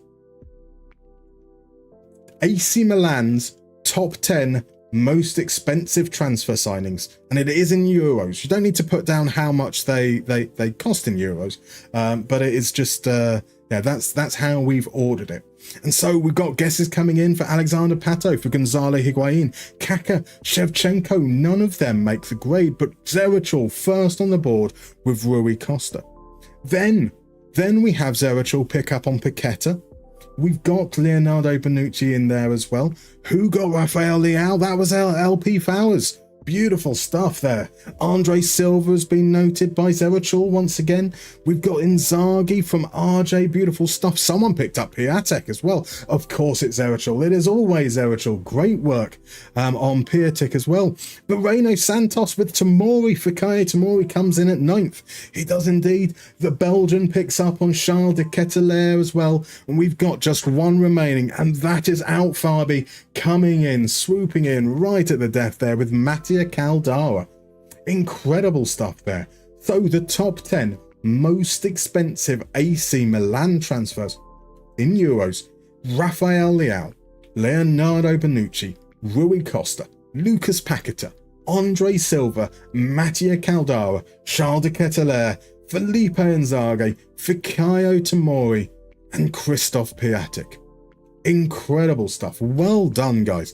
Fabulous work. Absolutely blew through that. And how many of those are you surprised by? There are a lot. I mean, they say that the hit rate on transfers, generally speaking, tends to be a little bit on the low side, a little bit underwhelming. But how many of those would you say have been successful transfers as well? Because, yeah, there's some questionable ones in there. Right, let's head back on over and take a look at Tom Stefan. Also, thank you very much for the hydrate redeem. I shall go grab another drink as well. Thankfully,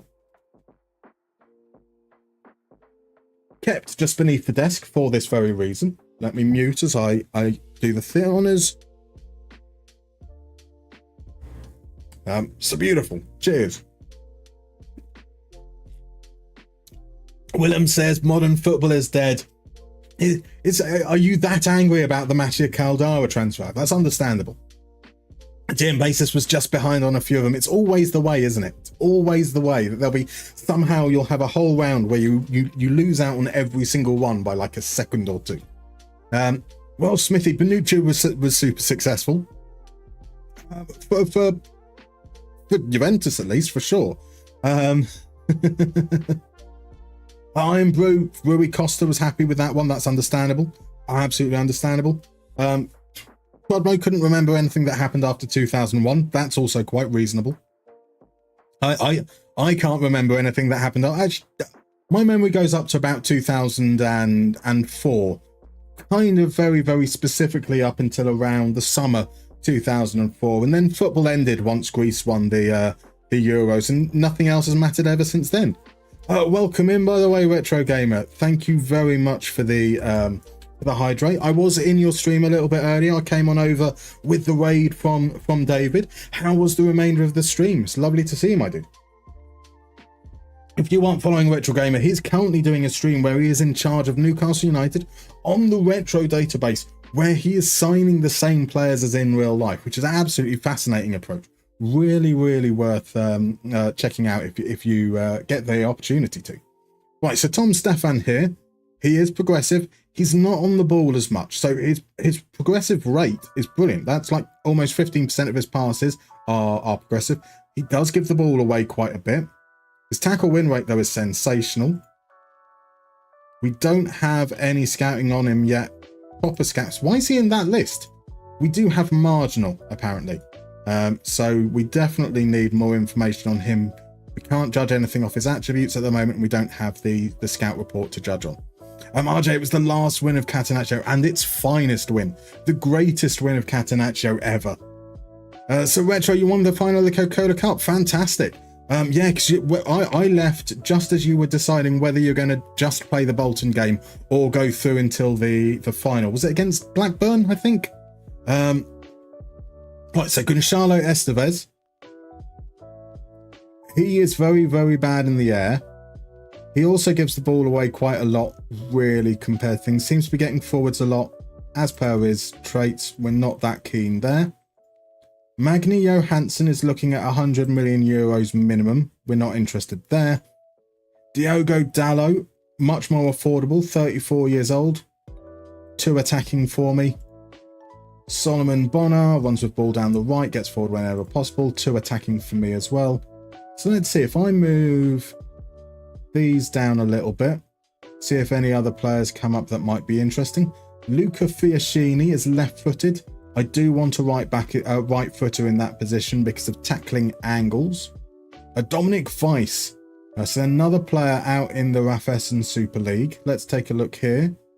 He knocks ball past opponent, but he doesn't get forward. Possible crosses early.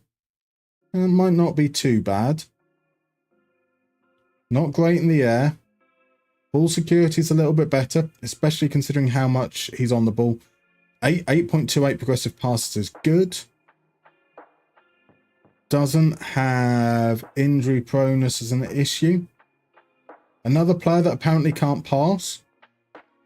Can't jump. Lacks strength. But otherwise seems to be alright. Let's add him to the list of players we're scouting. I did do that on him. Yeah, indeed. That's cool. Malik Thior we sold last season. We're not looking to bring him back. Let's have a look at Mario Gila. Mario is still at Lazio. Doesn't like to run with the ball. Been playing a fair amount at centre-back and defence midfield, which will impact his numbers. I'm going to pass on that. Just a combination of age and not being able to really get... He's going to have numbers impacted by being in midfield, being at centre-back. Just we're not going to get a very full picture there. Yeah, you won 1-0, Craig Bellamy. Beautiful. So Outfarby, are you signing the players exactly in the summer they transferred in real life, or how does it work? Outfarby asking Retro. Yeah, go for it, Retro. RJ knocks ball past opponent, doesn't move forward. Does he dribble and go backwards? Yeah, so he holds on to the ball. He waits for attackers to come to him from the side or back, and then runs backwards with it. Beautiful. It's no one expects to see it coming. Another Knox ball past a opponent, which is a little bit on the risky side. But his ball safety is pretty good. Tackling just underneath there. Possession 1. Pressures ain't great. Dribbles, he's solid. Not injury prone. He can pass. Jumping's another issue. His header win rate at 40% is also on the low side. But we will still take a look at him. With an asking price between 20 and 30 million, that is certainly a lot more palatable than some of the other prices we've seen out there. We've got Abdul Hamid gets forward whenever possible. We looked at Nikolai Sorensen, didn't we? He had tackle percent over 80%. Yeah, we did. So let's try tackle percent back up at 80, but progressive passes down a little. And there is possibly Soren Oliver Hipper, left-footed defensive midfielder. Not interested in that. Federico Gaipo. Federico Gaipo is a centre-back. Been playing exclusively as a centre-back. So we won't consider that. Another Frankfurt defender, Arthur Augusto de Matos Suarez, otherwise known as Arthur. Doesn't win his headers, does win his tackles. Not as progressive as we know, but is safe with the ball. Not much knowledge on him there, which kind of works in his favour, in so much that it means I will ask to find out more. So let's do that. Mario Greco. That's a good Italian name for sure. That is a good Italian name. He knocks ball past opponent and stays back at all time. Another confusing one. He's unambitious. It's not great from a development perspective. But he does win his tackles at a great rate. Not that safe on the ball. A lot of cons. A lot of cons. In fact, he's 458th in Serie A for progressive passes. We will discount him at that point. So the last couple we'll look at here. Panos Katseris. Panos Katseris likes to get forward. We're going to ignore him. Steve Pickard is a left footer. He's a left back. That's why. And so I really prefer right backs there. So we've got a few guys that we're asking. We're scouting Fernino. Was that something that we asked them to do on last stream, possibly? In fact, there's all of these have been set by the... can I prioritize assignment that way? No. So if I do it from the bottom, will that push these up? Yep. So we're going to have to do them one at a time. It won't let me move them all at the same time, which is fine. Let's push all these guys that we've identified ahead of the ones that my scouts are assigned. So hopefully we can get some information there, and we'll have some new players in time for the Club World Cup, which starts in about 3 weeks' time, which is quite handy.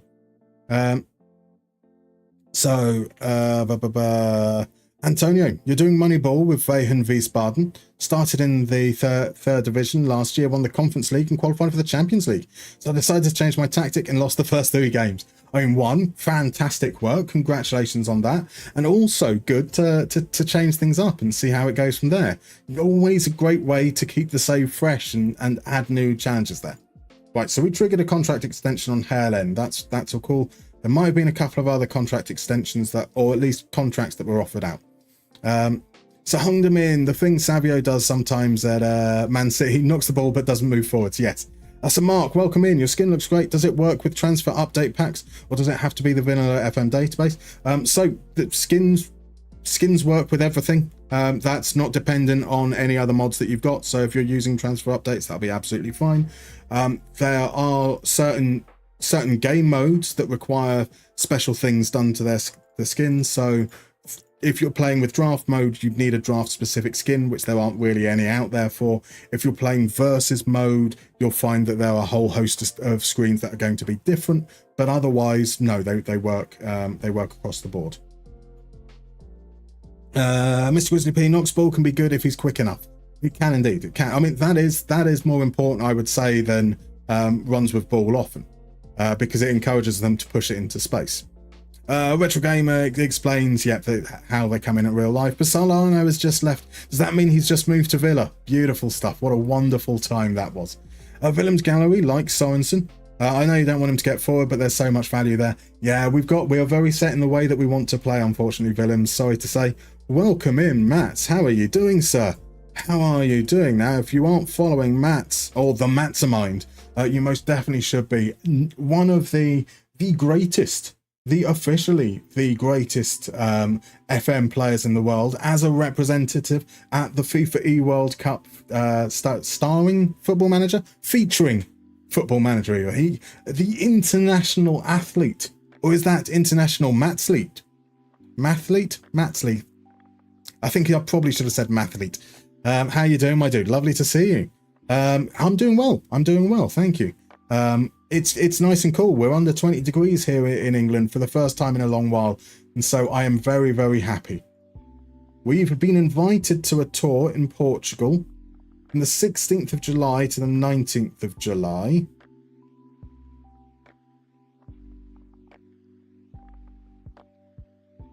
So Serie A starts a month after that. If we get far in the World Cup, that will finish the 10th. That's not too bad, I don't think. One game on the 16th, one on the 19th. That's good spacing. Yeah, let's do it. Let's do it, shall we? And then we will work out. We will wait for the Club World Cup to conclude before we work out our friendlies for the rest of the time. So Pizza Pasta has got himself a new deal. Gianni Ricci has got himself a new deal. Fabi's going to check it out. Good. That's what I like to hear. So RJ wishes you had 5 names too. You only have 2. You're an adult now, RJ. There is nothing to stop you from getting your name changed. You even get to choose all the middle names as well. I mean, that's glorious, right? That's the way to go. I mean, yes, you have to change, like, there's so much paperwork. You'll have to change all your IDs and everything you're registered with, but you could have as many names as you possibly want. Richard Janvier, Robert Jalbert, they are quite some names. Quite some names indeed. You Continentals and your odd name orders. Crodmo, embrace it. Right, let's see here. Anything interesting happen? We've got Bocca's tied down as well. That's good. Jean Riviera. Joan Rivers. Exactly. What are you talking about? Why are you saying Richard Janvier, Roberts? Oh, RJ. Right. Okay. You're talking about RJ. I get it. Don't encourage him to start stalking and trying to find out your name. He is ceaseless like that. So Rock asks, am I using any editor data for the Club World Cup, or is it just vanilla? It's just vanilla. All the saves I will do on here will generally be vanilla, but it is close to the new format because the game does have the new format, or a guesstimate of what the new format was going to be once it gets there, because we're in 2033, so we've got all the group stages and everything. Right, we have a break coming up in a few seconds, so I'm going to disappear for a few moments. I'm going to poison my lungs, I'm going to empty my bladder, and I will see you in about 3 minutes. Oh.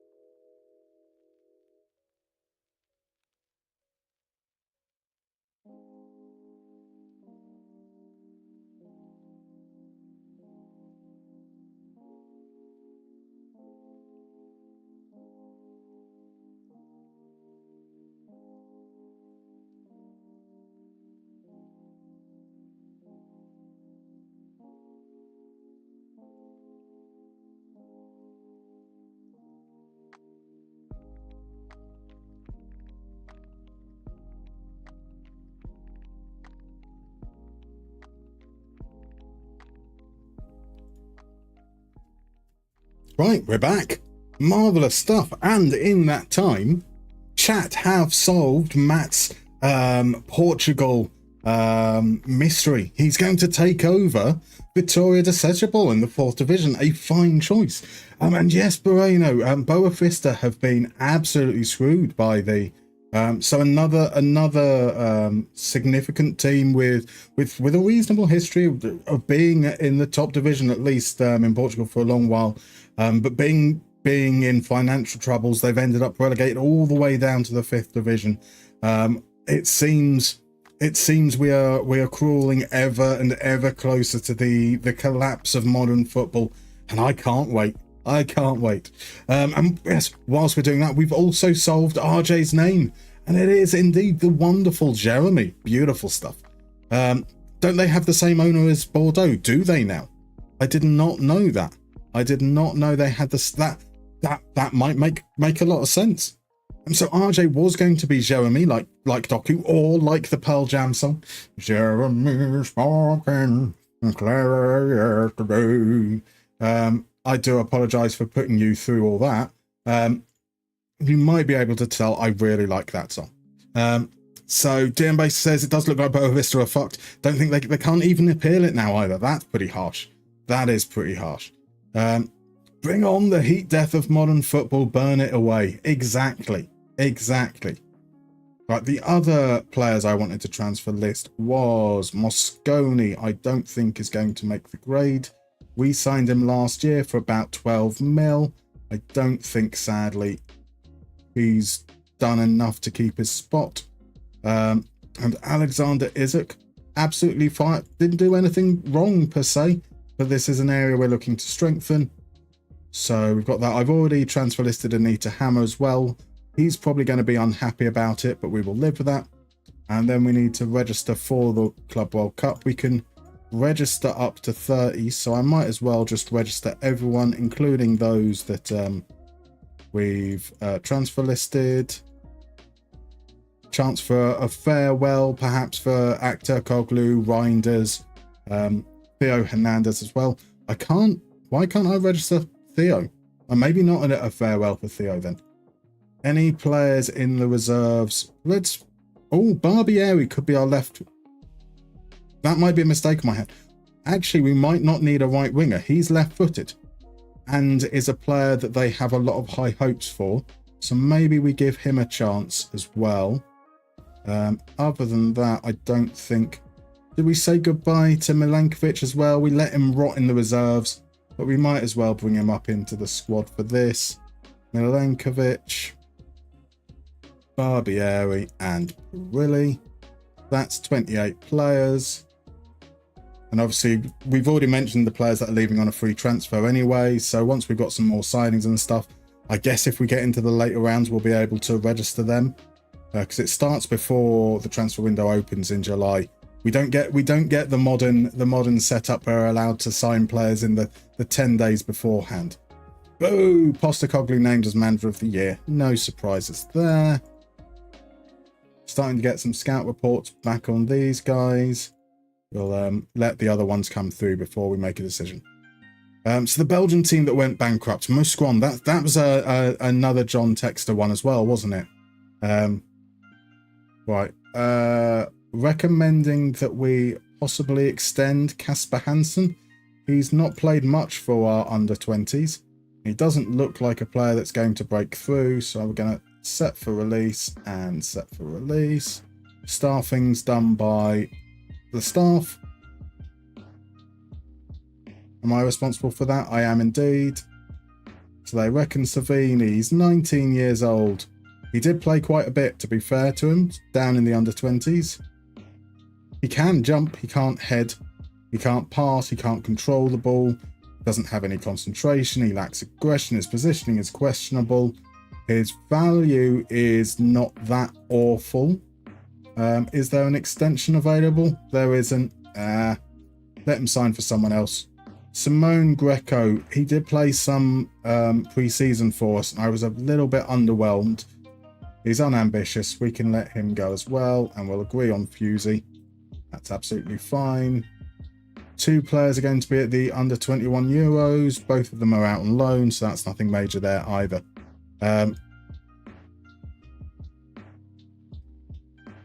So let's see there. That was quite a good fair there. Thank you. All you've got to do is just make sure you don't pronounce any of the words, right? That Crodmo now knows Holofabs, DM Basis, Mustermans, and half of RJ's, and you all know my name. So DM Basis, you don't want to know his name. It's actually Crodmo. It is in full Crodmo McCrodmoton. Right, Barbie, yeah, recruitment meeting we can pass on. We've been linked with an Argentine left fullback called Fernandez Vinitsky. It's a fun name. He is completely Argentinian though, and we don't have any EU slots left. Hisuki wins the best under 23 player. Marvellous. Congratulations, sir. Training's not anything important there. So RJ, Moosquan have come back from the dead, but they're in the last division. Fair enough. Andy Puffer. Theo was already registered from last time. It was the Club World Cup, probably. FM's a bit glitched with the Club World Cup registration. Fair enough. That's I mean, either way, we either have him for the 3 group games or we don't. We'll see what happens. Raskin. He's going to be joining us in July. That's beautiful stuff.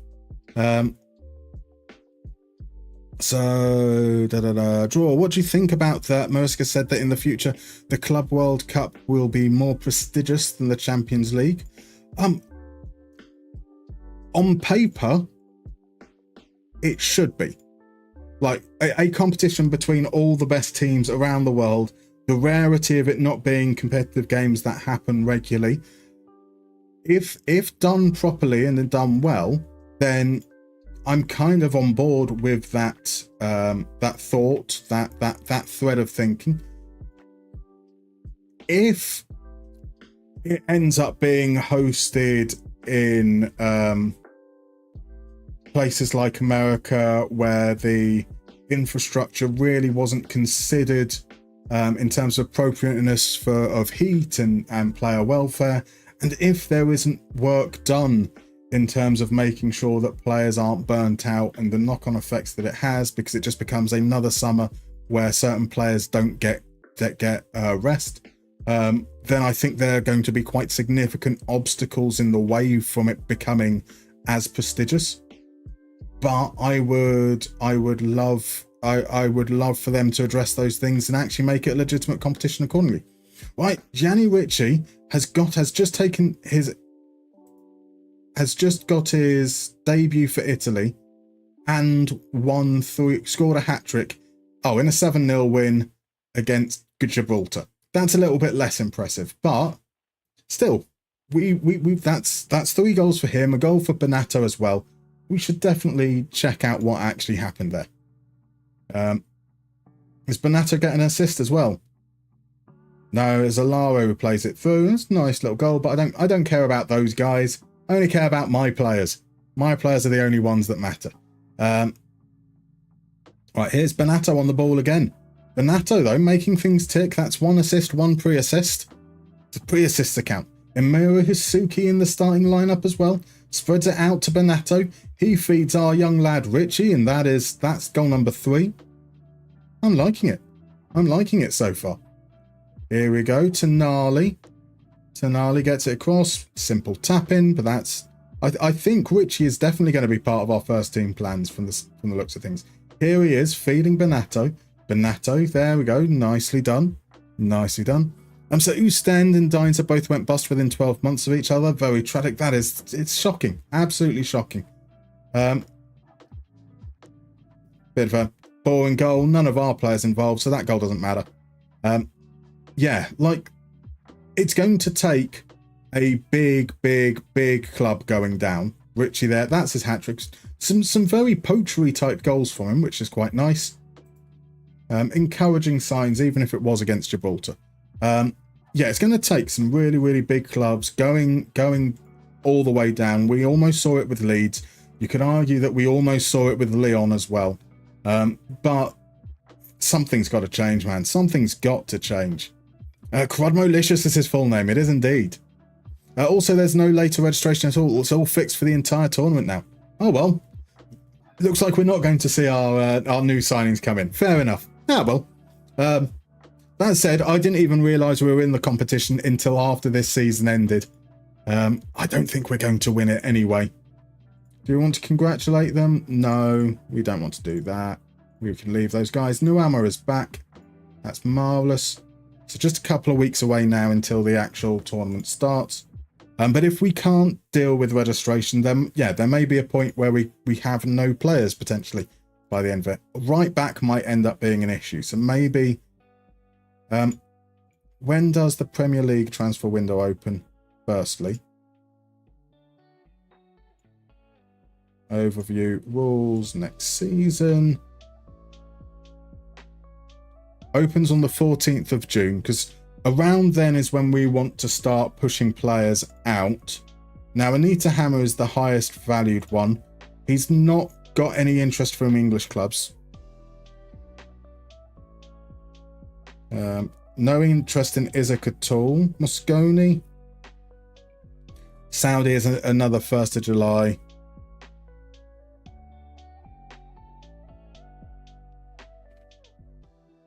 Who wants Navarro? Surprised by that.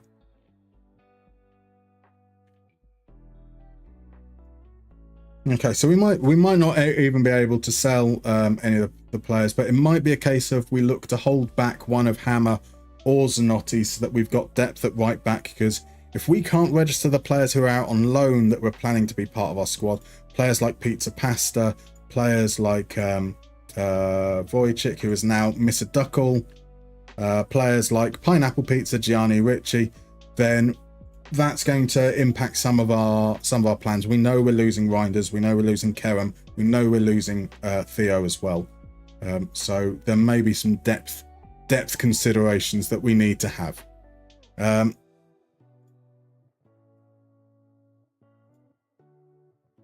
Cool. How many more players do we need to scout? So it's just 2 more. We're waiting for Saba and Stefan. And we've got a transfer budget of 30 million euros, but we also have a wage budget of 2 million euros spare. So we're going to be able to move money around. We'll probably be able to sign any target that we want realistically. Maybe we won't be able to sell all of our top targets if they're all very expensive. That said, if we get 30 million for Hammer,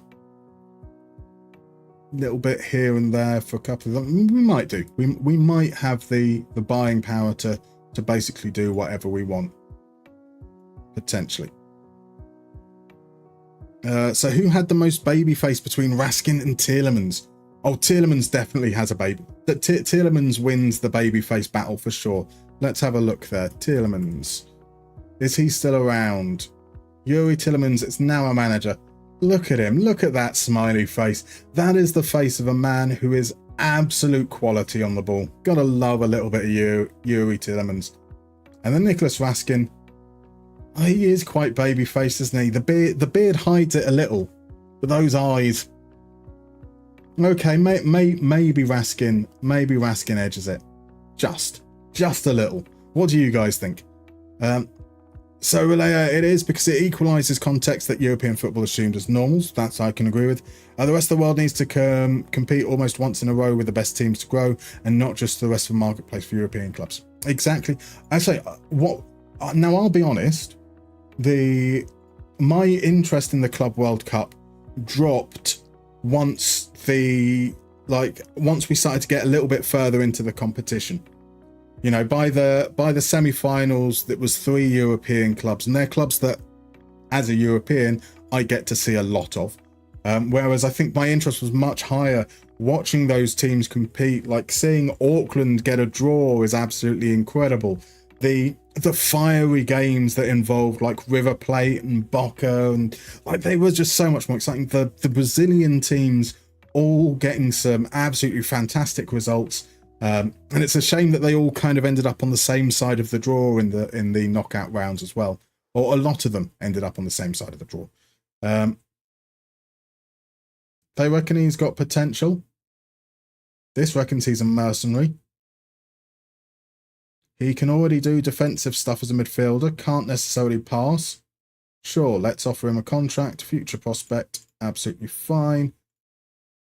Crazy money, but we're going to say no to that. Yes to that. We'll do 8.5. You can be happy with that. Beautiful. All our commercial summary went down last season. Scouting budget, yeah, not going to change anything there. So, good evening, John, sir. How are you doing? How's your week been so far? Nickname asks, do you think Liverpool will be able to snag Izzuk this window? And what do you make of the sudden spending spree they seem to be on this year? Well, I think this is going to be something we see from the top clubs going forwards until the heat death of football. I think we're going to see these periods where clubs spend big one summer and then spend 2 summers basically trying to rein it back in, so that when that big bunch comes off their PSR report, they can then spend big in another summer. So it kind of makes sense that this feels like a good time for 30 months left. No trigger. We'll see how he gets on in pre-season. Yeah, so it kind of makes sense. It's about time for Liverpool to then go through that process again. And obviously, if you can maintain your position near the top after winning the league, that's always a good move. I hope they don't sign Izzuk. I hope that Izzuk stays at Newcastle and does really well and helps them establish themselves in the Champions League. Not going to ask Reinders to... We're not renewing his contract, so there's no point in trying to convince him to carry on playing. That would be a dick move. Hey, don't retire. Don't play for us, though. Yeah, so I think it makes sense. I really hope that, like, having already signed Wirtz, I'd like them to stop there. They've got Kirkers, they've got Frimpong. Just be happy, you've done well. Leave. It's very selfish. It's very England-centric. I am a lot more enthused about the idea of teams like Liverpool, Man City, Arsenal poaching players from other leagues, because then I get to see exciting new players in the league. I'm more enthusiastic about that than seeing them poach players from smaller clubs in England, because I want those teams in England to keep hold of their best players and be able to compete. And that is very, very selfish, sadly. And so going for Raskin, Barine Assassin's going for Raskin as well for the baby face winners there. G&G, Real Mallorca legend Yuri Tielemans. Exactly. Just imagine the River Plate team if the Bosman law never happened. I mean, yeah, exactly. I mean, there were plenty of teams. I mean, not just River. I mean, you think about teams like in Europe, the impact that the Bosman law happened, not just because of free transfers, but the leverage it gave players. There were so many. The impact that has had on the shape of world football is crazy, absolutely crazy.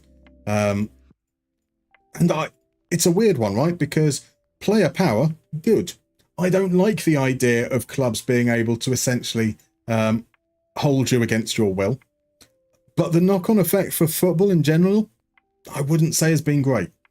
So saying Enzo, Palacios, Julian Alvarez, Master Antonio in attack as well. When does Master Antonio to Ono move? Because the deal's agreed, but they have to wait until he's 18, I think. Barreno wanted a Flamengo versus Boca. That would have been incredible. That would have been absolute chaos. Liverpool basically spent nothing for ages before this window, indeed. Back in the Intercontinental Cup days, the best ones were the ones European teams didn't win.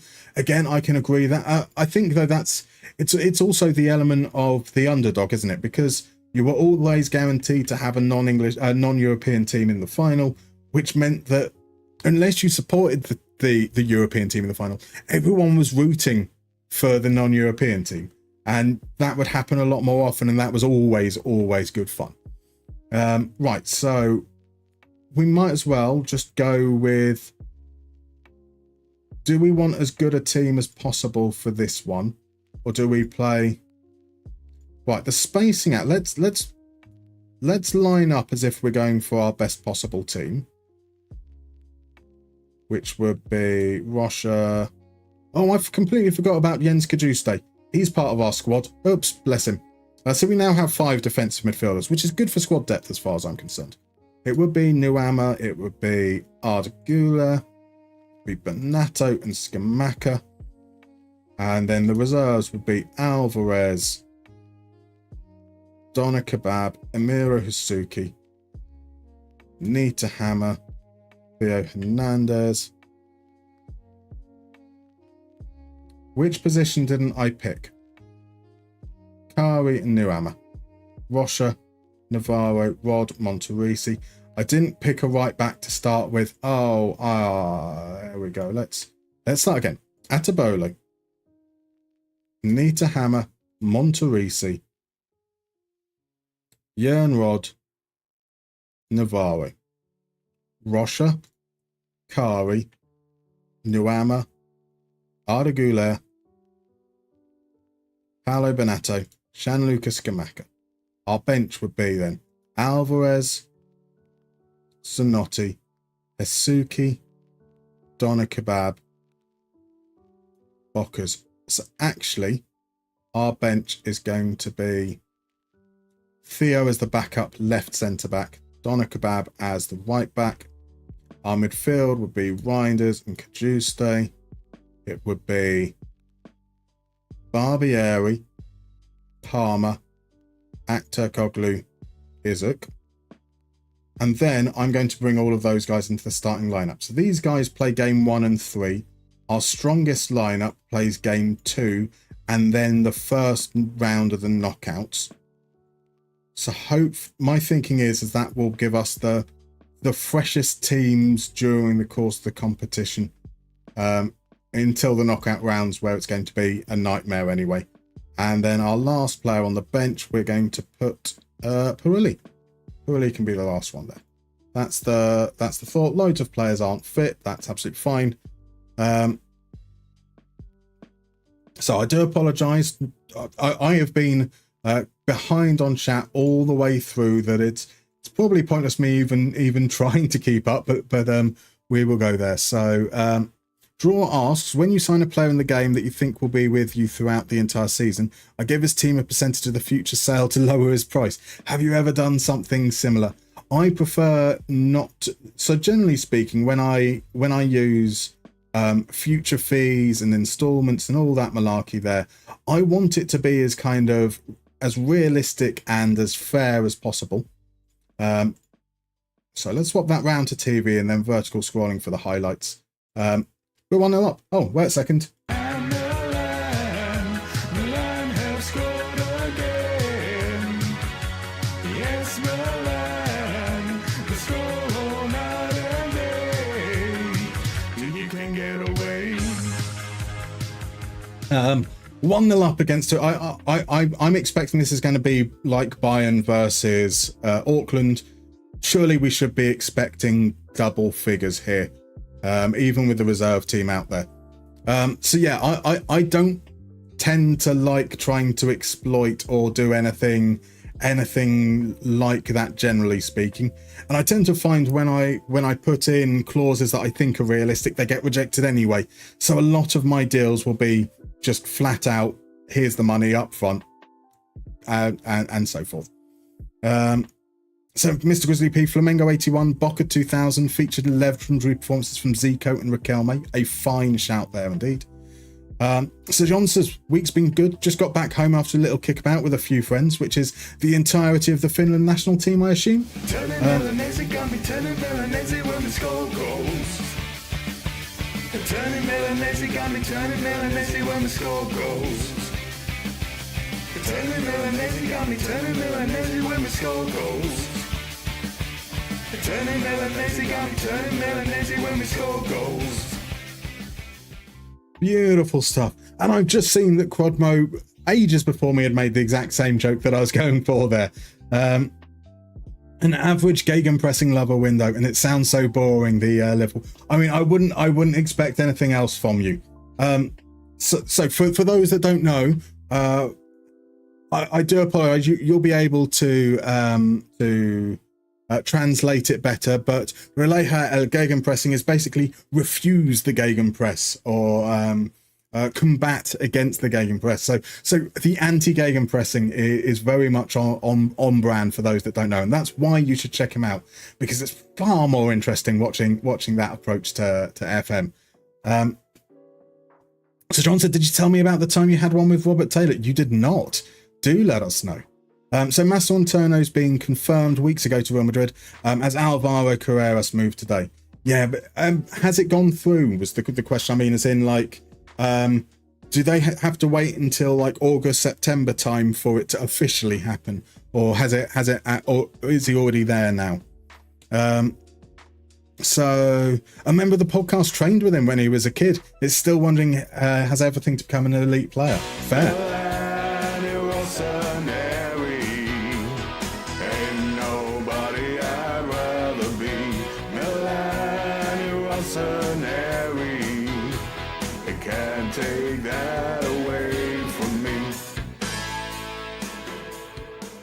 So Johnson, or maybe with the Malaysia international Noah Lane. I don't know that name, I'm afraid.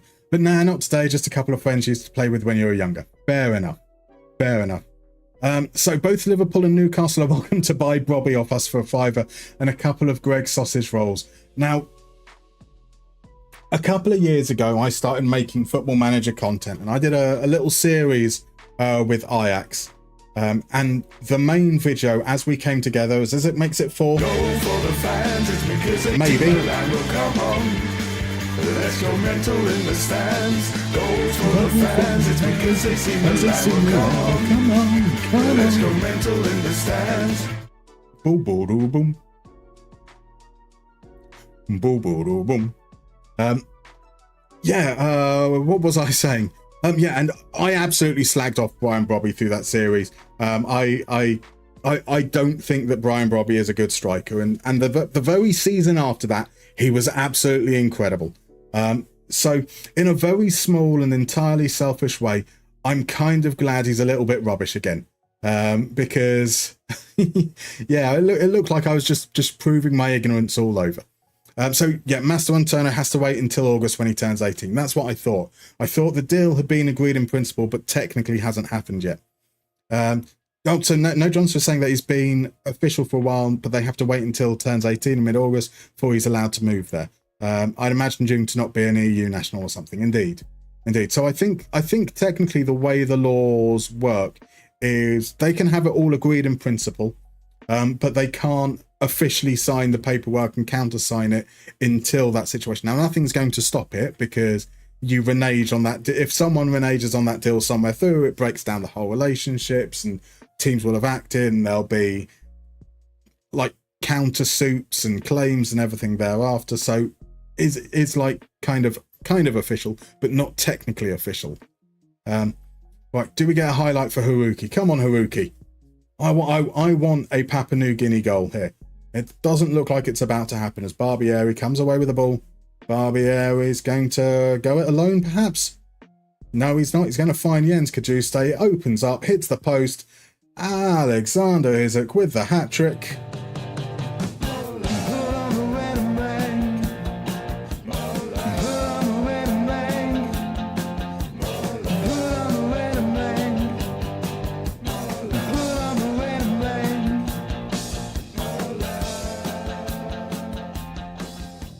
Oh my, it's a Brazilian Fury. Welcome in, my dude. I hope you're doing well. How is everything going? Lovely to see you. Now, my man Crodmo has got on it. He's got that shout out. Beautiful. If you guys aren't following Brazilian Fury, you most definitely should do. He's been streaming quite a lot recently as well with the new save, which is absolutely fabulous. You may know him from the entire history of Football Manager, I guess. You may know him from his hate for Alexi Lalas. I mean, if you don't know him, those things all combined are absolutely worth giving him a check out. How was your weekend, my dude? So United had to wait for the left back they've signed, confirmed in January, but wasn't 18 until April. Yes, I remember that. Is it Diego Leon or something similar to that? What is his name now? What is his name? Brazilian Fury could be a great nickname for Felipe Melo, couldn't it just? It is Diego Leon. Yes, I've got some modern football knowledge. Woo! Sir Johnson says, if you remember the rules correctly, there's a loophole they could use. If the player's family has to move due to work reasons, the player would be allowed to register even if they wouldn't be 18. Yes. So if the rules are that if the family has moved there legitimately, but then they'd have to, especially with the non-EU thing, they'd have to get work sponsorships in their countries to get the visas, and it's a very, very complicated process. And now, technically, I wonder if the clubs could employ them, but they'd have to employ them in a job that has a specific skill gap need that can't be filled locally. It's all complicated, all far, far too complicated. Right, here's Barbieri into Kerem. Kerem finds Isaac. Isaac squares to Palmer. Carl Palmer touches heavy. Barbieri fires it over. Decides to go and place it as close to the goalkeeper as possible with the whole goal gaping. He had time to take it on his favoured left foot as well, but decided to go with his right. A bold decision from Barbieri there. Perhaps not a good choice for this season, but he does have a 10 rating and he has scored a goal. Milan, come together, clap your hands, save me. Scoring goals, AC Milan. Barbieri is my spoon man. So why'd anyone never thought 10 years ago? Indeed. So, nickname, you got it spot on. He's just strong, not quick, no bounce, easy to rile up, terrible composure and finishing. Just 4 goals last season, was hiding when a penalty was given. Now, I have no problem with players hiding over penalties. My criticism of Robbie is, it is that technique. He uses his physicality to get into good scoring positions. He overwhelms the opponent. He's not the cleanest striker of the ball. And so I wouldn't want him taking penalties. I want a player from that distance out to be someone who is really, really good technically. Like I'd love Alexander Isak as a penalty taker, even if sometimes his ideas don't come off. Sometimes there's a nonchalance about it, but his technique is so clean. That's what you want from a penalty taker. I'd never want Robbie to take one. Isn't that why Barca got hammered with the young Japanese or Korean player they signed? That's what I thought. As Kerem, Milan have scored again. Yes, Milan, the score night and day. You can get away. Kerem with the goal now as well. So that is goals for Kerem, who will be leaving. For Isak, who we've got on the transfer list. And Barbieri, who may or may not be part of the team next season. 8-0. We are looking for 10. We'll say very positive things. I want to save basically all the substitutions for... I want these guys to play 90 minutes. Pirelli is probably the only player we'll bring on. And for that basis, we'll kind of stick around and see whether there are any injuries first. And then look to bring him on around the 70th minute mark, potentially. Atabulu on up top. We could do. I think you thought it was a friendly, RJ. I mean, it is not a friendly. This is a competitive game. We are Bayern Muniching Haruki now. Was it not Haruki? It is. I am not familiar with the team, I'll be honest. Hikari United of Papua New Guinea. New Guinea even. Do it now. So M1ad says, is this game playable online or just offline with bots? So it is a game that does have multiplayer ways that you can play. You have a draft mode, you have a versus mode. However, the game is primarily a single player game. It is very much built around the single player experience. Most aspects of the multiplayer tends to be with people you already know, rather than, say, having a great selection of stranger lobbies. So it's an official game, competitive not so much. So yeah, I mean there is a competitive element out there. There can be, but you would, generally speaking, do it with friends, basically. So Nickname says you agree with the point you made about who should take penalties, but if it's February and you're on just 2 goals scored as a striker, you should be hungry for anything to boost your numbers. Is that a check? Have we got a check going on? We do. And it's disallowed. Boo, ref. Boo. Cromwell played it online for years, but now I don't have any friends, so I play alone. Aren't you meant to be doing a tournament later this week, potentially? Yeah, don't play online with randoms. You might have some drama. Yes. We should probably talk about that at some point. But I'm quite happy avoiding it as well. So here's Barbier playing out to here. HJ Bockers. Get that cross in. Caught by phony. He is a phony. Very much a phony. Oh, and he's not. He done well. That seems like a questionable for whether it should be a highlight or not, but there we go. I should probably turn this speed up a notch. Thank you very much, by the way, Emma, for the follow. So I take it you haven't played FM before, or maybe your experiences with previous editions. I'd love to know if you're comfortable chatting. No one was offside for that one, surely. They were. Turning Milanese when we score goals. Turning Milanese got me turning Milanese when we score goals. Turning Milanese got me turning Milanese when we score goals. Turning Milanese got me turning Milanese when we score goals. Boom, 9-0. We want 10. We want 10. And here it could possibly be with Alexander Isak. Feeds Barbieri. It's tackled. It's cleared away. Bockers keeps the pressure on. Kajuste into Kerem. Back to Bockers. Bockers from the edge of the area. Just over. Boom. Cromwell, you're supposed to be playing later this week, but some lazy Norwegian hasn't made it happen yet. Bloody, can't trust the Norwegians. That's the problem. You just can't trust them.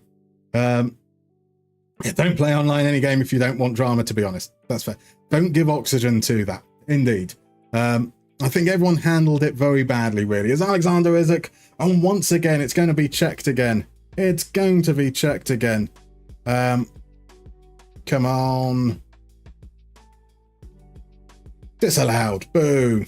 When you make it 10, put Atibolo up top. I can't, Jonsa. I mean, I know it's fun for the memes, but he's not used to the physical hustle and bustle of being out on the pitch. And if my starting goalkeeper gets injured because we put him up front during a game, I would be dismayed, distressed. Matt, yeah, exactly. Like, too busy pillaging those bloody Norwegians. Isn't it always the way? Always the way. Speaking English, always complaining. That's also always the way. Right, Reinders back to Suki. Kajuste into Reinders again. Come on, we want 10, guys. We want 10. Isuki. We're just going to play it between these 3 guys. They're not bothering with the rest of the team. They're clearly not fans of the rest. Now Kajuste has a chance. Plays it into Palmer. Reinders from the edge of the area. What a finish. Not going to take that one away.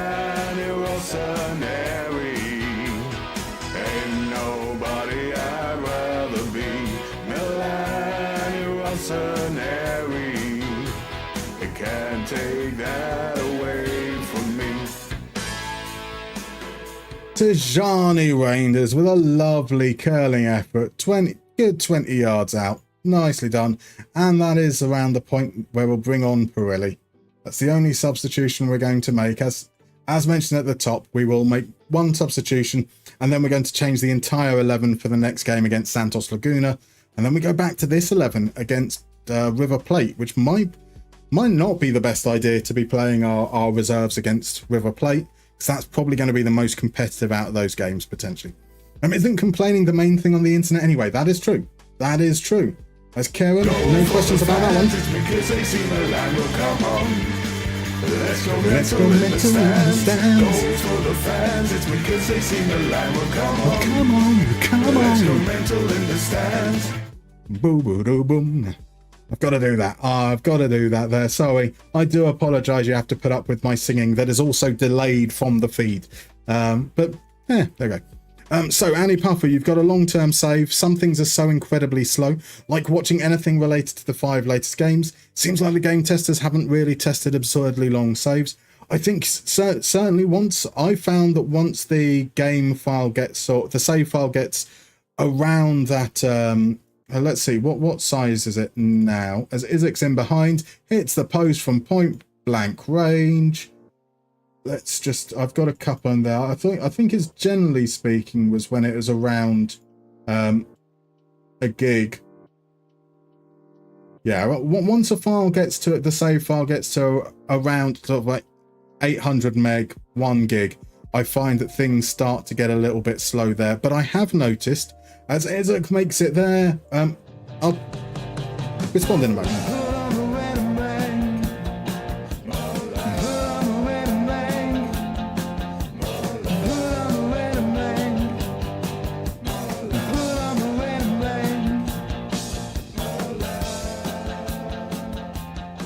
Boom, there we go. Isaac with another. Yeah, I find that if you change the settings and preferences for how much game data you save, which I think I should be able to show in a couple of seconds. Oh, did I get the snooze off in time? I didn't. Okay, some of you guys are about to head into a break. I do apologize. I tried to click snooze in time. We'll say yes on that. We'll move forwards. In fact, Andy, yeah, might well miss this. So I'm going to go on the break. I'll see you guys in 3 minutes. Well, I'll show through the preference settings as well, and we'll play the mystery game that DMB redeemed a little bit earlier. I'll see you in about 2-3 minutes.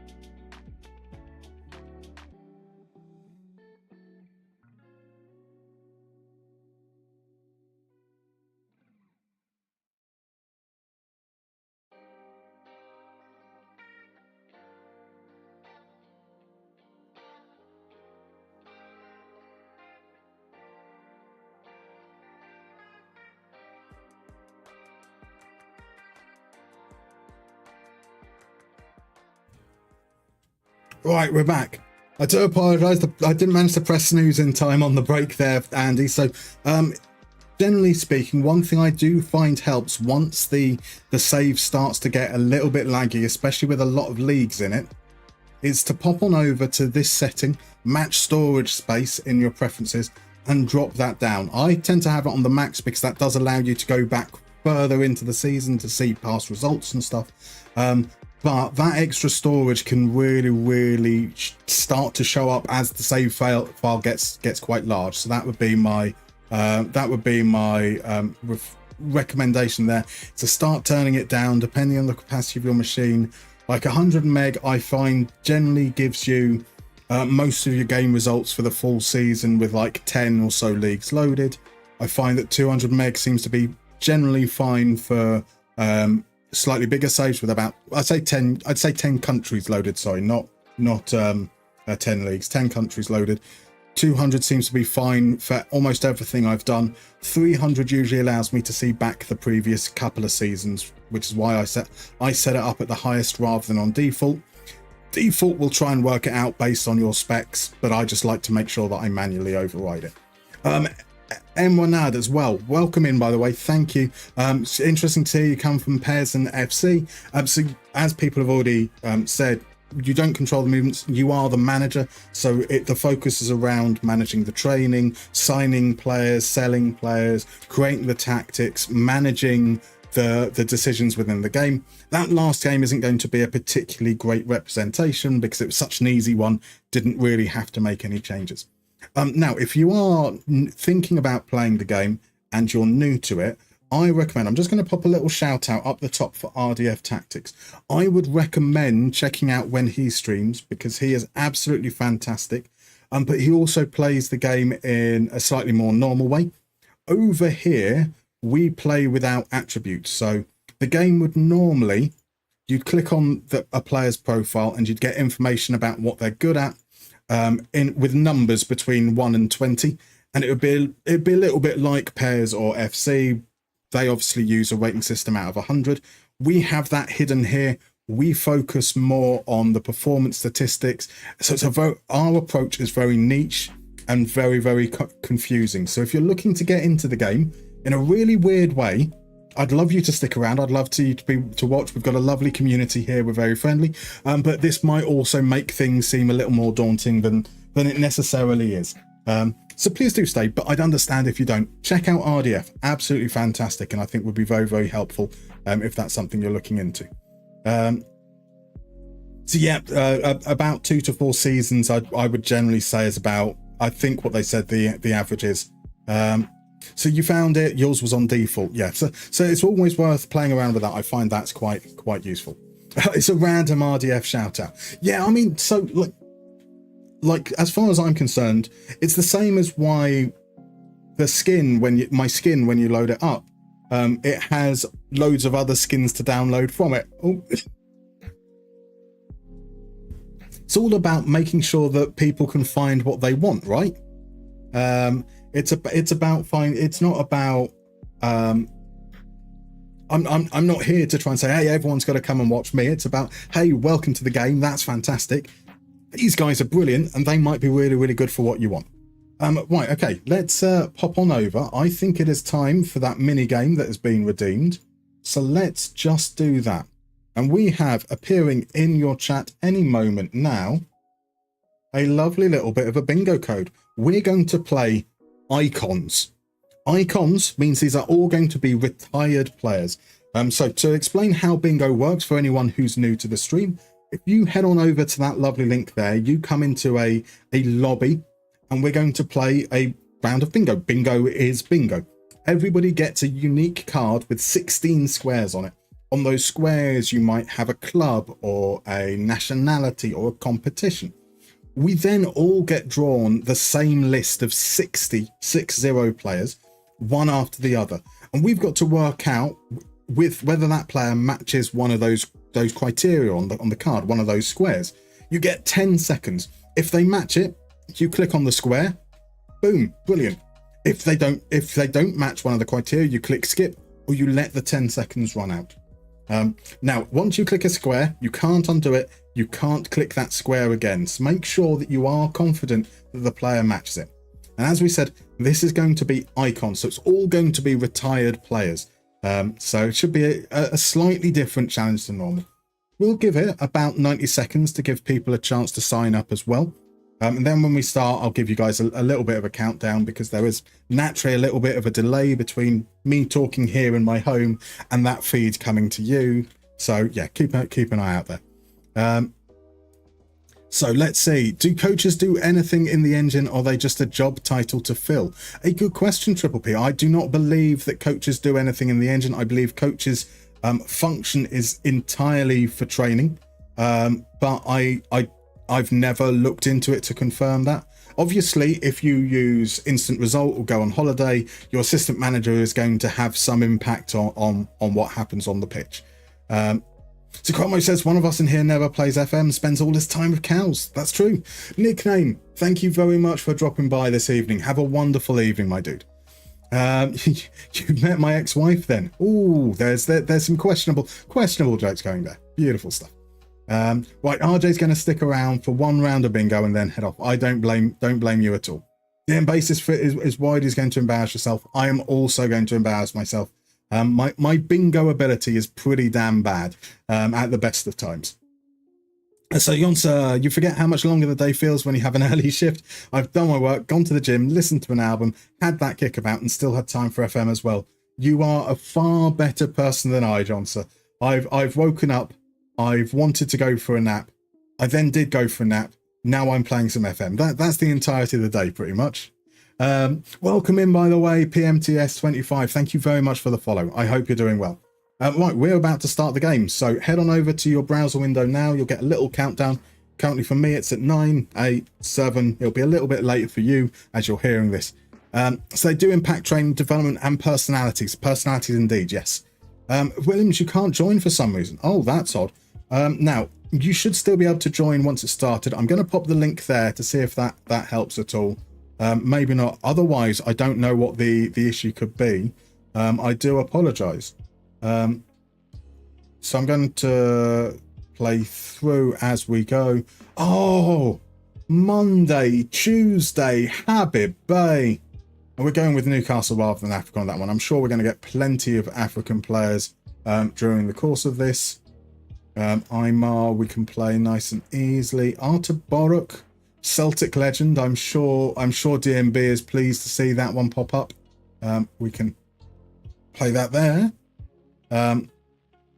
Fabian Barthez has surely won the Champions League with Man United, right? Kevin Kuranyi. Oh, I don't think he matches any of those, so we'll let that run. Christophe Duguay. Now, we were talking about he's won the World Cup, but that's not an option on here. Maybe. I'm not confident on that though. Mario Gomez. Again, I don't think he matches any of those, so we'll let that one run through. Nacho Monreal being named as an icon feels like a little bit of a stretch. Just a little bit of a stretch. Luca Toni, on the other hand, I can completely get on board with. Surely, does played with include international teams? I'm going to say it does, so I'm going with that one. Jamie Redknapp quite famously won the Serie A Golden Boot. Was he still there when... I don't know if he was there when Rafa was there. Oh, I'm regretting that one already. I'm regretting that one. I think he might have already moved to Tottenham by that time. The most amount of Rodriguez. Maxi Rodriguez. I don't think that Argentina won the Copa America during his time, so we'll let that one go. Kieran Dyer can go. Iaccarini, I'm not sure on. Mentari for Africa. Hirotoshi Nakata.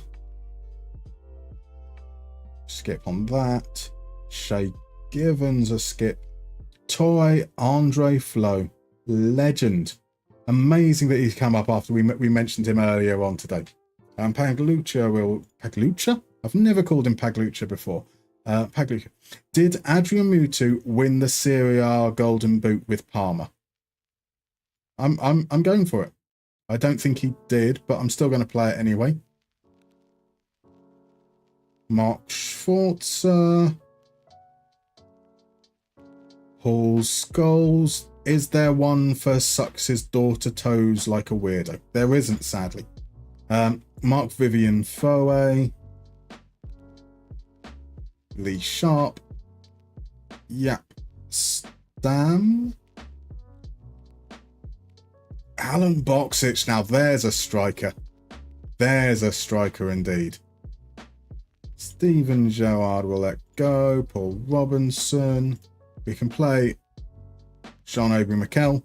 Peter Odemwingie. And definitely an icon.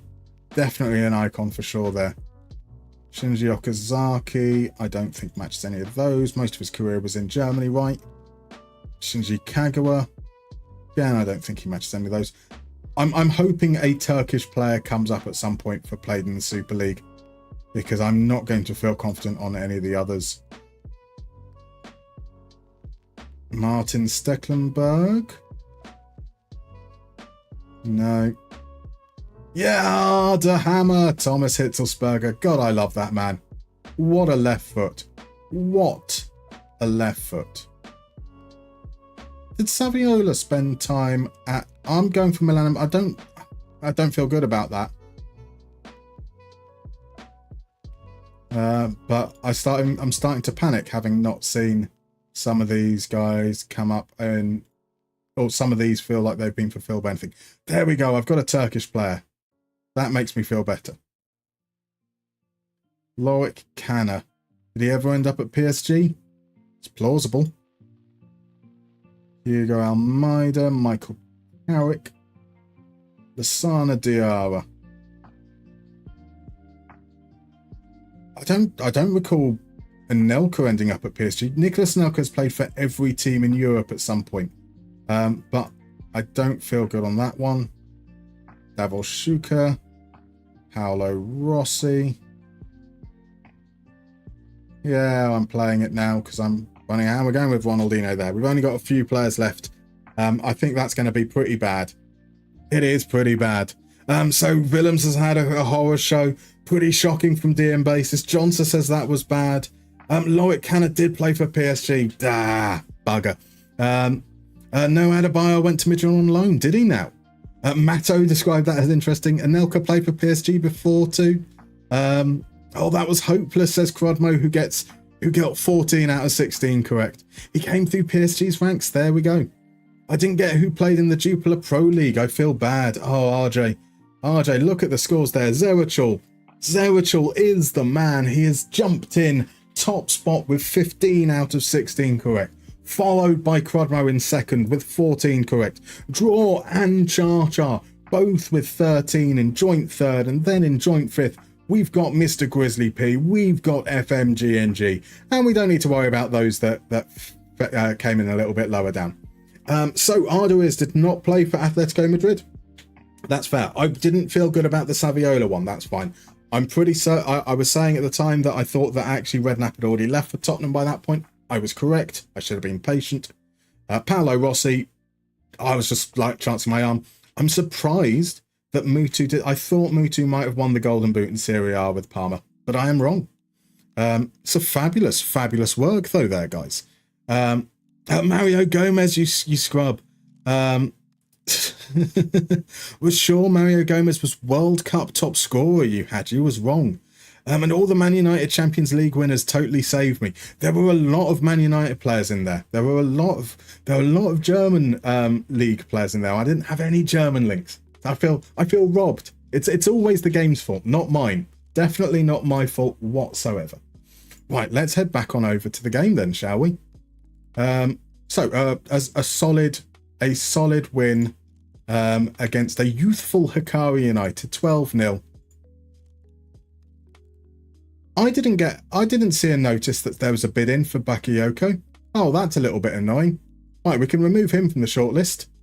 That was quite an exciting looking option as well. Oh well. Right, so right back options. We have these guys. We've now got scout reports in for them. So you're surprised that Mintari never played in Turkey? Does feel like someone that would have played in Turkey, to be fair. Right, Johnso running on 3 hours of sleep probably didn't help. Exactly. Right, so RJ's off. Thank you very much for dropping by, my dude. Lovely to see you. Could it be mixing up closer with Muller? That's understandable. Like closer or Muller or Gomez, all of that era as well. Now every man and their dog wants to buy your AZ players, and I'm not good enough at data to replace them properly. You are, DM Bassist. I've seen those pizza charts of players you've signed that you've posted in the Discord. You clearly know what you're doing.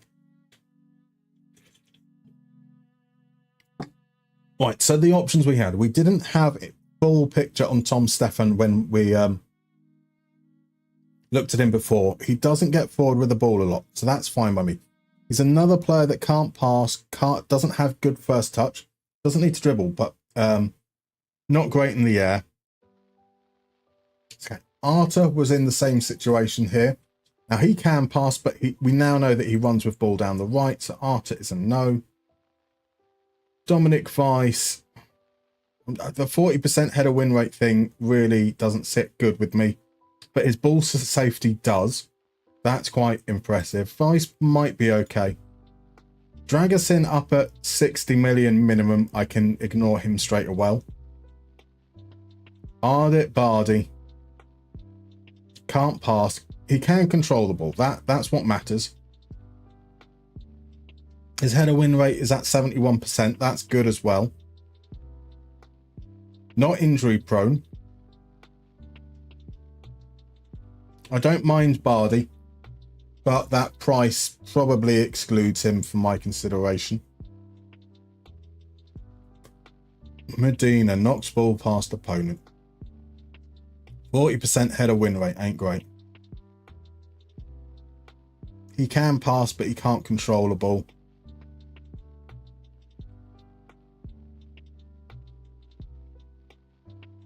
And we've lost information on Stefan's header and win rate.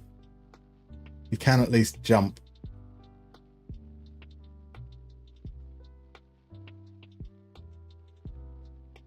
So 41%, you're a no.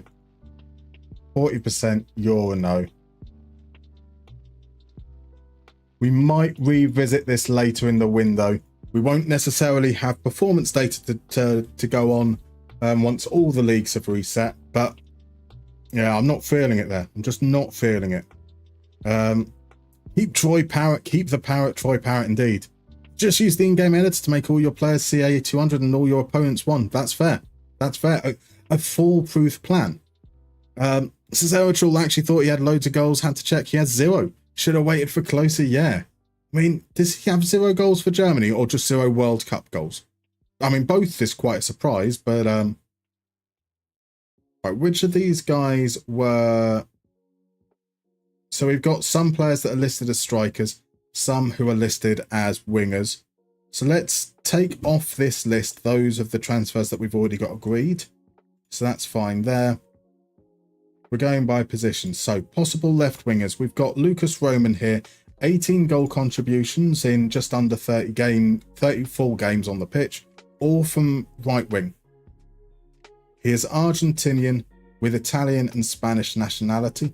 He is not homegrown in Italy though, even though he's based there. So he signed for Atlanta last season. Before that, he spent some time on loan at Real Sociedad, at Nice. Otherwise, Barcelona's youth teams, then in USA. It's not injury prone. He's consistent. He's coming up well in a lot of metrics there. Bravery is probably the only thing that I'd say isn't good. Lucas Roman, I think that's quite positive. I think that's a very, very positive player. Really good price as well. So I can certainly keep that in mind. Let's say at Ettore Saba, down in Serie B. So he needs to be really, really special. He's not really special, but he is certainly quite good. Bear me one moment. Sorry. Let's just see here.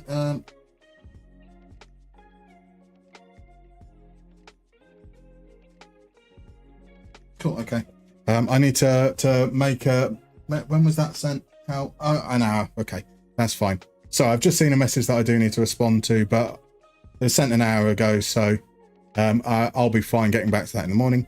So DM Basis just rejected 18 million for Troy Parrott. Strikers are at least easy to replace. It's the wingers you're going to struggle with, especially trying to stick within the budget. I mean, and AZ have such amazing wingers right at the start of the game as well. So they are going to be difficult to replace. So Willems, the asterisks are for attributes that you can't train with an additional focus. So if we'll take Doner Kebab, for example, here. All of these are organised by training groups. So if I go for additional focused quickness, it's going to say pace and acceleration. But if we look at one like endurance, that is just stamina and work rate. Natural fitness doesn't belong there, but I grouped it as what felt like the most natural one for it. And so it's just a quick indicator that I know that I can't train players in any of these. I can't train them in fitness. I can't train them in these.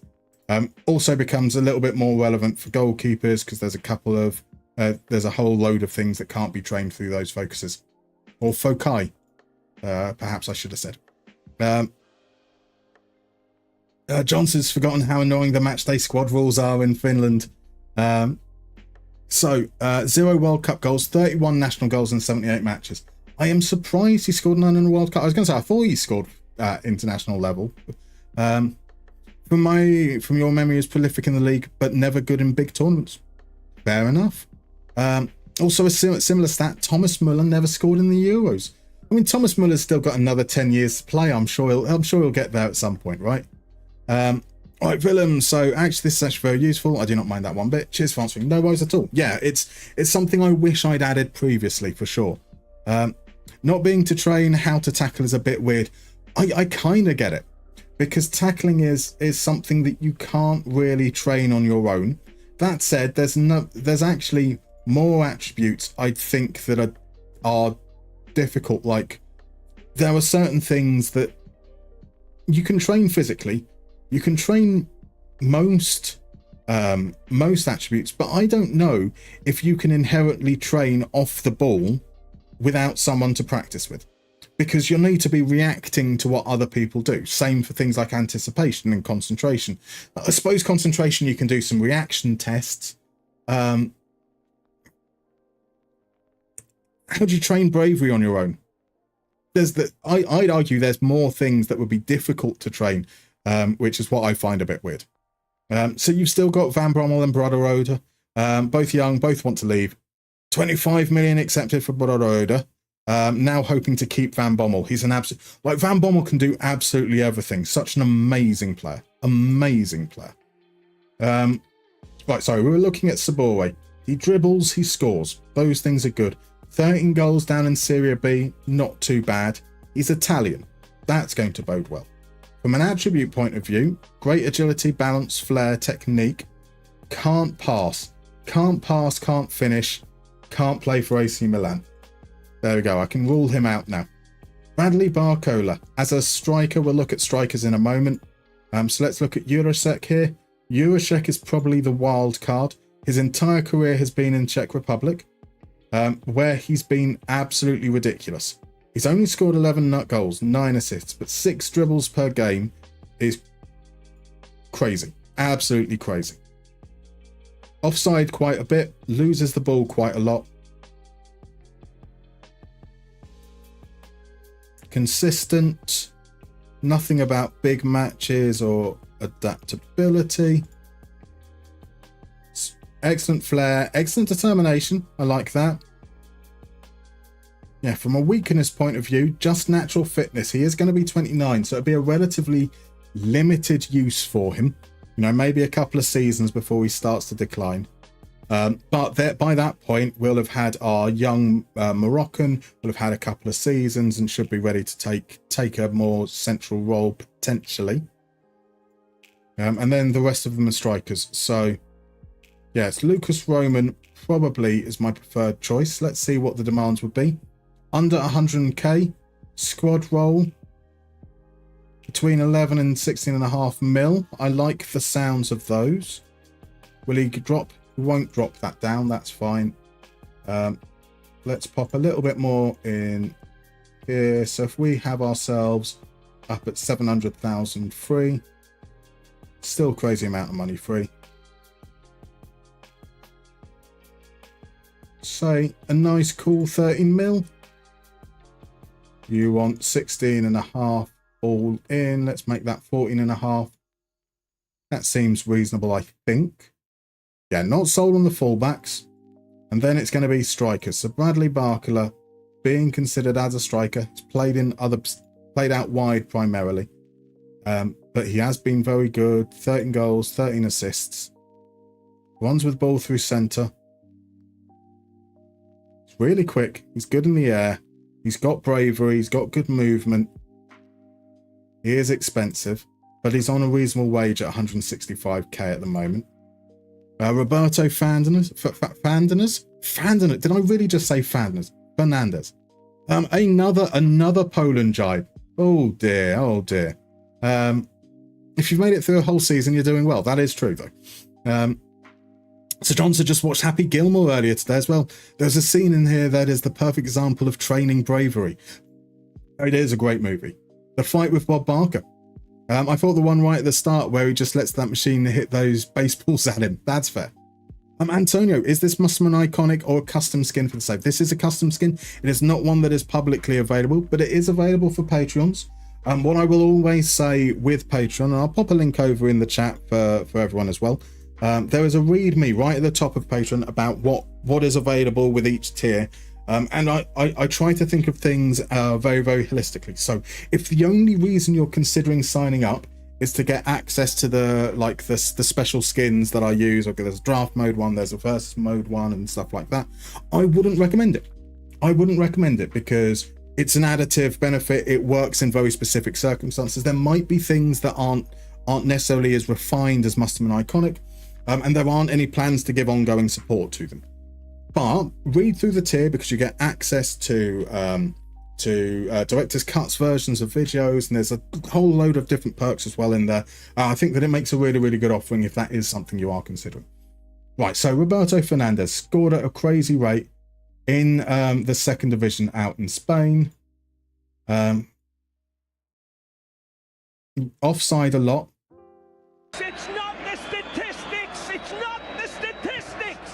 You tell me, how do you measure somebody that could balance a balloon in a wind tunnel on a needle? Oh, DM bassist. What an absolute gentleman you are. That is a gift subscription to Johnson. After a long day for Johnson as well, relax and get a subscription here. How about? What a gentleman you are, DM bassist. And Johnson's saying that apparently there's a sequel coming out soon for Happy Gilmore. So your friend was in the ear for like a week about it before I decided to give it a watch. Fair enough. Had you not seen it before? Haha. It's out next Friday. There we go. There we go. I didn't know that. I didn't know that.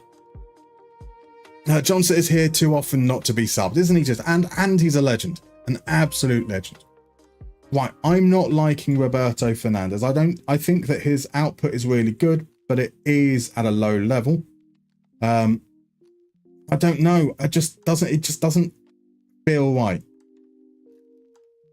Oh, going on vibes here. Vibes aren't the way that it should be for sure. Stefan Kirsten, 9 goals now and 14, so it has started to tail off a little bit.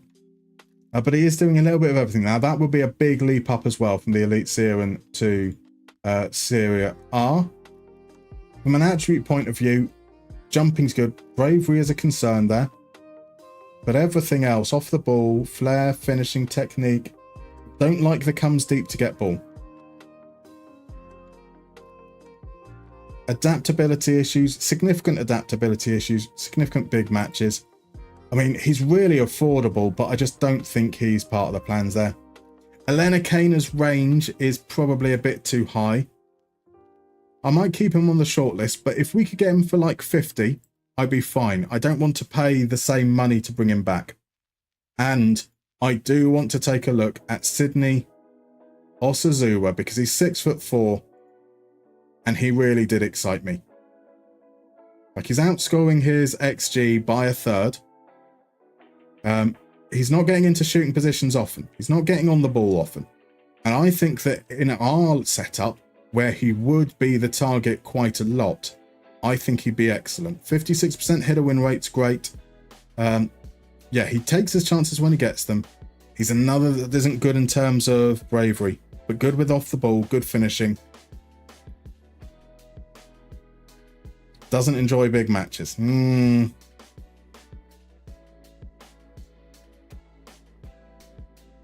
Oh. Sabakala is very expensive. Elena Kaner is the perfect player. We didn't want to sell him in the first place, but his wages are an issue. They would still be an issue. Osazua is affordable. It's on a much more modest wage than Barcola at the moment. Kirsten would be great if we needed developmental players, but he's now 24. I don't think that's what we're looking for.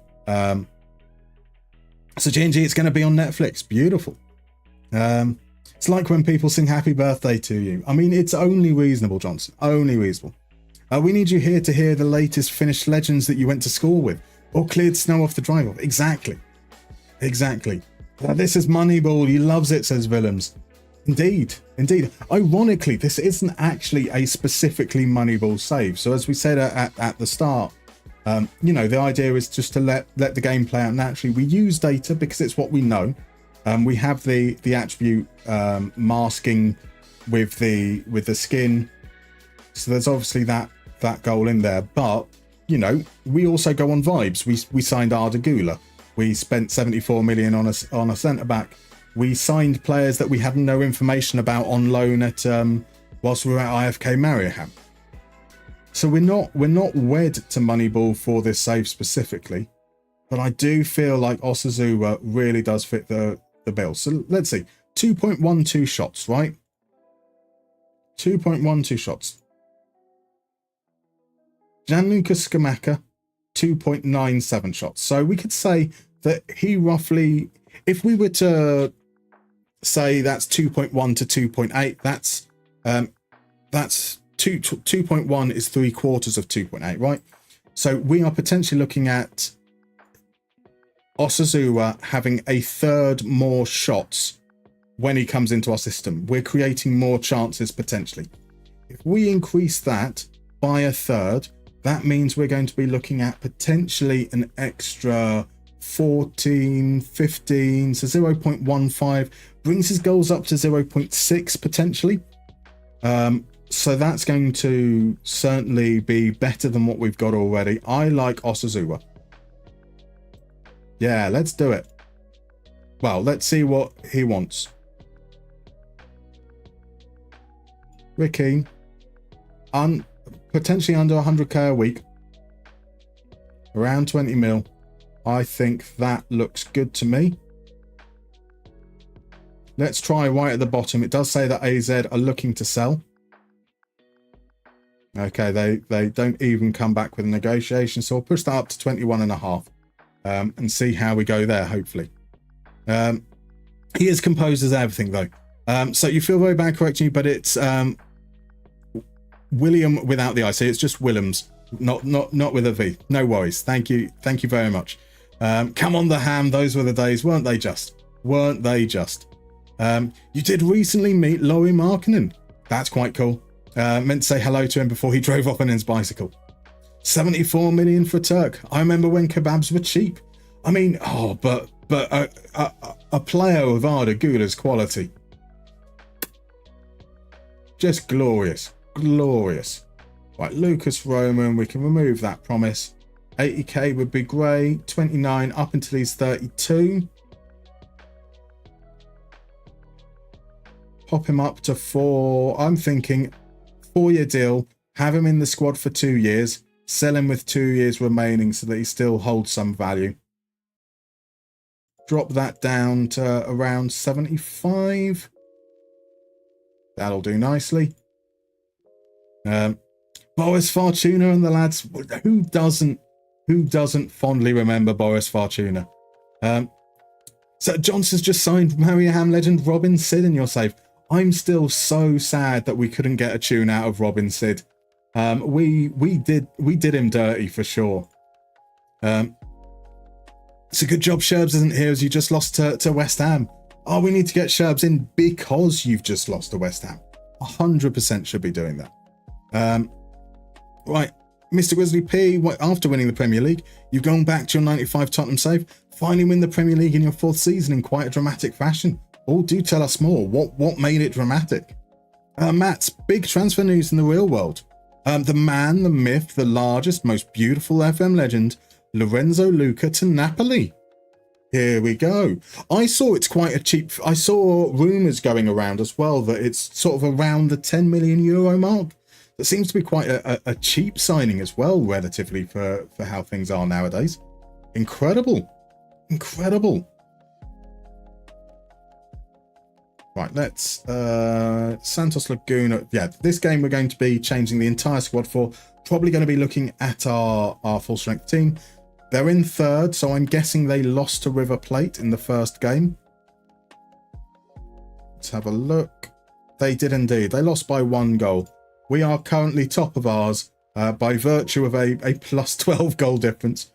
Poor Hikari United. That was so mean.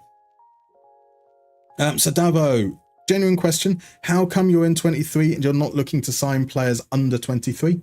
Because we are focusing on, as I said, whilst this isn't Moneyball specifically, we are focusing on performance data. Generally speaking, it doesn't matter how old a player is. As long as they are going to contribute, we are AC Milan. We have the budget and the resources to be looking for players that are going to help us now. We do have a remarkably balanced squad in terms of age. We've got our starting goalkeeper and backup goalkeeper of the future already in the squad. We've got a 20-year-old centre-back, a 21-year-old centre-back, a 22-year-old centre-back. We've got a 23-year-old that we're going to be training out at right-back and a 25-year-old at right-back. At left-back, we've got a 22-year-old already. In midfield, we've got a 19-year-old arriving, or that transfer's already been sorted out. We've got a 19-year-old in attacking midfield on the wing, in 21-year-old striker, 22-year-old striker, 24-year-old attacking midfielder. We've got a lot of balance. It's about making sure that we also supplement that with players that are able to help us win now, and that's based on what their performance is. If a 23-year-old crops up that looks right and fits in what we're looking to do, perfect. At the moment, my favourite choice here is a 26-year-old striker. Plus also we're at AC Milan. AC Milan love old guys, so we're going to bring in as many old guys as we possibly can. And let's see if we can get him on a 5-year for 90k. We can indeed. Beautiful stuff. 7 million as a loan fee, 20 million pounds obligation to buy. Okay, fair enough. I must have seen the loan fee that was mentioned, because I think 7 million pounds must be around that 9-10 million mark for euros. I didn't catch that was just a loan and then there's obligation to buy. Still not a bad price. Not a bad price. We've got a scout report on Fernandinho. Oh yes, that was from last one out. So Mr. Grizzly P, 3 matches to go, 1 point behind Liverpool, 2 points ahead of United. Liverpool and United played each other, 1-0 to United, and the player who scored the winning goal was Romario, who you sold to United in January. That is a credible end. That is beautiful, beautiful. And then you beat Sheffield Wednesday 5-1 to get to the top, and the rest is history. And a very, very easy win to wrap it all up, indeed. So, Dave, very refreshing to see this transfer approach. I'm glad. I'm glad to hear it. Thank you. Yeah, one of the joys that I find about playing FM this way is just to see things like kind of that I wouldn't normally do as well. Like, for someone that's played for 30 odd years, I've done a lot of sign players when they're young, sell them once they hit 25, turn over massive amounts of profits, always sign the very best players in the world. Whereas, yeah, I find that there's a nice middle ground with it. But that's the glory of FM, right? Is there are so many different ways that you can play the game, and it's really, really fun to find what works for you. Am I Arda in, Benato in, Scamacca in? So that's a full squad change there. Before we do that, though, we've got a little look up for Idris Muzambo, isn't it? Is it Stanis? Or is it Stanley? It is Stanis Idumbo Muzambo. There we go. The Ajax youngster is now currently at Espanyol, very much on the fringes of the team, aged 27, just 504 minutes. But in those 504 minutes, he was pretty good, playing as a left winger and a central midfielder. 0.43 expected assists per 90 is pretty good. 3.57 dribbles is very good. No impact in terms of scoring. Possibly should have had at least one goal based on the XG created there. On the ball, Ismail, very safe on it. Seems to be doing quite well. We have extensive knowledge on him. He is not particularly adaptable, doesn't enjoy big matches, but he is consistent. And from an attribute point of view, great composure, great dribbling, great bravery. I loved Mizambo in that Ajax save from a few years ago. You think he's your possible Brederode replacement? Fair enough. As I said, so in FM23, I really liked Mizambo. I haven't seen him in FM24, or haven't used him in FM24. Let's have a look at his career here. So Espanyol signed 2 seasons ago, went on loan to Strasbourg. Before that, he'd been out on loan at Anderlecht. Before that, he'd been at Brentford, where he just didn't play. A loan spell to Rotherham. After a solid loan spell at the Championship, so dropped down a division, which is a bit weird. Yeah, not a bad little player.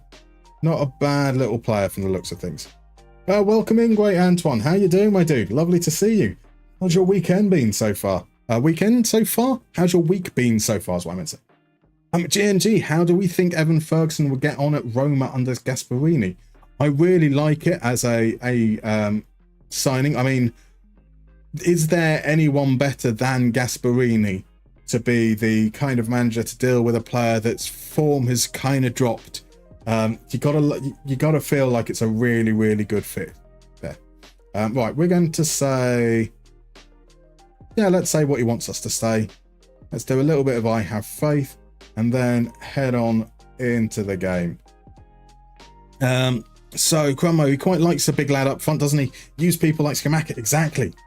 Mr. Teeny, welcome in, sir. How are you doing? Lovely to see you, my dude. I'm not going to be announced for Slough. They decided that I was too good at football to be allowed in the starting lineup for that one. I'm still working out whether I'm going to be able to pop along for it. I do hope to make it across at the very least. Now, if you don't follow Mr. Teeny, you most definitely should. An absolute legend for the work that he does with databases as Ngumu. Yes, we looked at that the other night as well, didn't we? Ngumu is playing his football for Santos Laguna in Mexico, and really should have opened the scoring there. Dovbyk is there already, so would be 2 for the role, and I think that's great. The experience of Dovbyk, the energy and enthusiasm of Evan Ferguson could be a wonderful combination. As Ayman Kari, Milan, come together, clap your hands, save me, scoring goals, AC Milan. Matt Cameron, the drummer of Soundgarden, has officially announced his retirement from Pearl Jam. I think it might be his retirement from music altogether, which is a sad, sad day. An excellent drummer. I would say that is more sad than any football player retiring. Everton got a hard-earned draw against Accrington Stanley. They're going up in the world. They're going up in the world indeed. It's like winning the Club World Cup. It doesn't mean much. Okay, we're getting a little bit of needle out there. As we know, he's just there to prove himself. Then it's off to Roma's new parent club to grow your Irish contingent. Absolutely. The route that Everton is there as Albert Navarro. Milan have scored again. Yes, Milan, the score night and day. You can get away. Boom, 2-0. I think we're into the next round now. I think we can feel pretty confident that we will make it through. That would put us on 6 points. I suppose if Hikari beat River Plate, then 3 teams could finish on 6 points, assuming River Plate beat us and then Hikari beat Santos Laguna. So a win doesn't guarantee us, depending on other results. So Great Antoine's doing good. Watching some Musterman before I go to bed to get up bright and early for work tomorrow. What time have you got to start tomorrow, Great Antoine? No one likes an early start. That's no fun. Hope to see you there. Yeah, hopefully we'll see you there. I was there last year. It was great fun. But yeah, just got to know whether I'm going to be available around that time of year or not. and probably going to be far more sensible than I was last year. Right, Skamaka's taken a knock. We'll let him see out the half, but we will bring on Isaac in the second half. I didn't want to make substitutions, but obviously we don't want Skamaka picking up a significant injury, especially if we're not going to be able to register players later on in the competition. Great drummer, he is really. Matt Cameron is an absolutely superb drummer. Yeah, what a drummer. Look, as a big grunge head, you know, there are a lot of fabulous musicians in there, and Pearl Jam, my favourite band, have gone through a lot of them, and the Matt Cameron era has been my favourite by far, as Theo. Turning Milanese got me turning Milanese when the score goes. Turning Milanese got me turning Milanese when the score goes. Turning Milanese got me turning Milanese when the score goes. Turning Milanese got me turning Milanese when the score goes. So Matt forgot there was even a friendly. You didn't miss loads. When it was a draw, was it just a 0-0, or was it like one of these crazy games where because it's a friendly, no one's defending and it goes off, and it's like 4-4, but all the goal scorers are players that no one's ever heard of. So you need to be there for 8 a.m. So up at 7, not too bad. Oh, clock off at 4 though. Oh my word! Oh no, clock off. Sorry, I was. Oh, for bloody hell, Paolo Benato.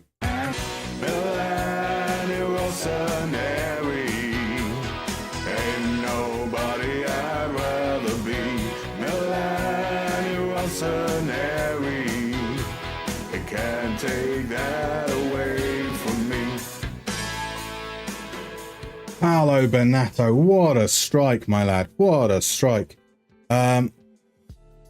So when you said clock off, I thought for some reason in my head that made me think you said alarm clock at 4. I was like, that is actually quite like to set the alarm at 4 and then not get up until 7. That felt like pain, but no, clock off at 4. So still have your afternoon. That's all right. That is all right indeed. So Matt, am I going to be joining any of Rowan's party games on Saturday? I certainly intend to. I'm hoping to be there for the later stuff at the very least. I will be at a birthday occasion on Friday evening. So how late I get home is probably going to impact how alert and awake I am Saturday afternoon. I hope to be involved Saturday afternoon too, but I'm just not 100% certain at the moment because I don't really know much about the plans as they are. Right, let's bring on the one change. Don't need to say anything. Send them out. Temple of the Dog was an absolute super band, wasn't it? Just Apple is one of those albums that I return to so many times. There is something about like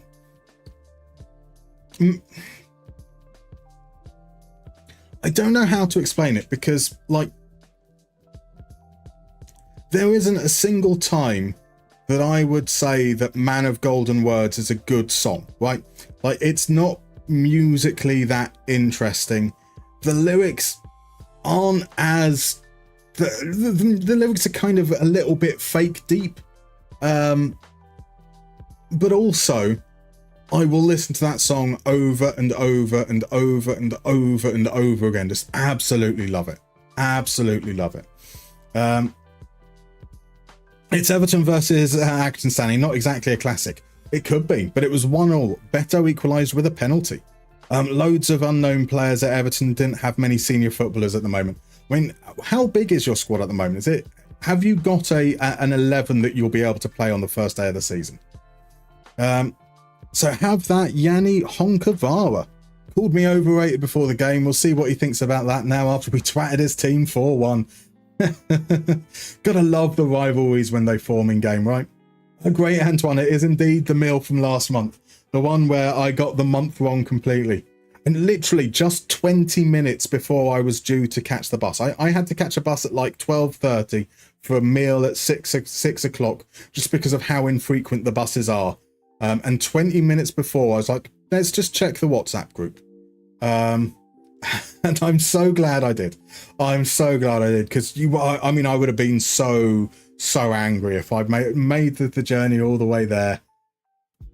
I am a very stupid man. A very, very stupid man. That's all I can say. Cromo, you have 17 senior players now. That's all you need.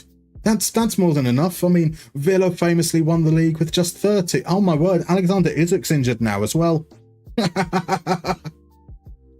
Okay, so our chances in this competition, which are probably questionable to begin with, now got considerably smaller, as we might have no strikers that can be registered after this point. Hopefully those injuries are just going to be 1 or 2 days. Oh, welcome in, Rich. How you doing? Sunderland are after Granit Xhaka. I don't mind that, to be fair. Experienced player, help control things at the base of that midfield.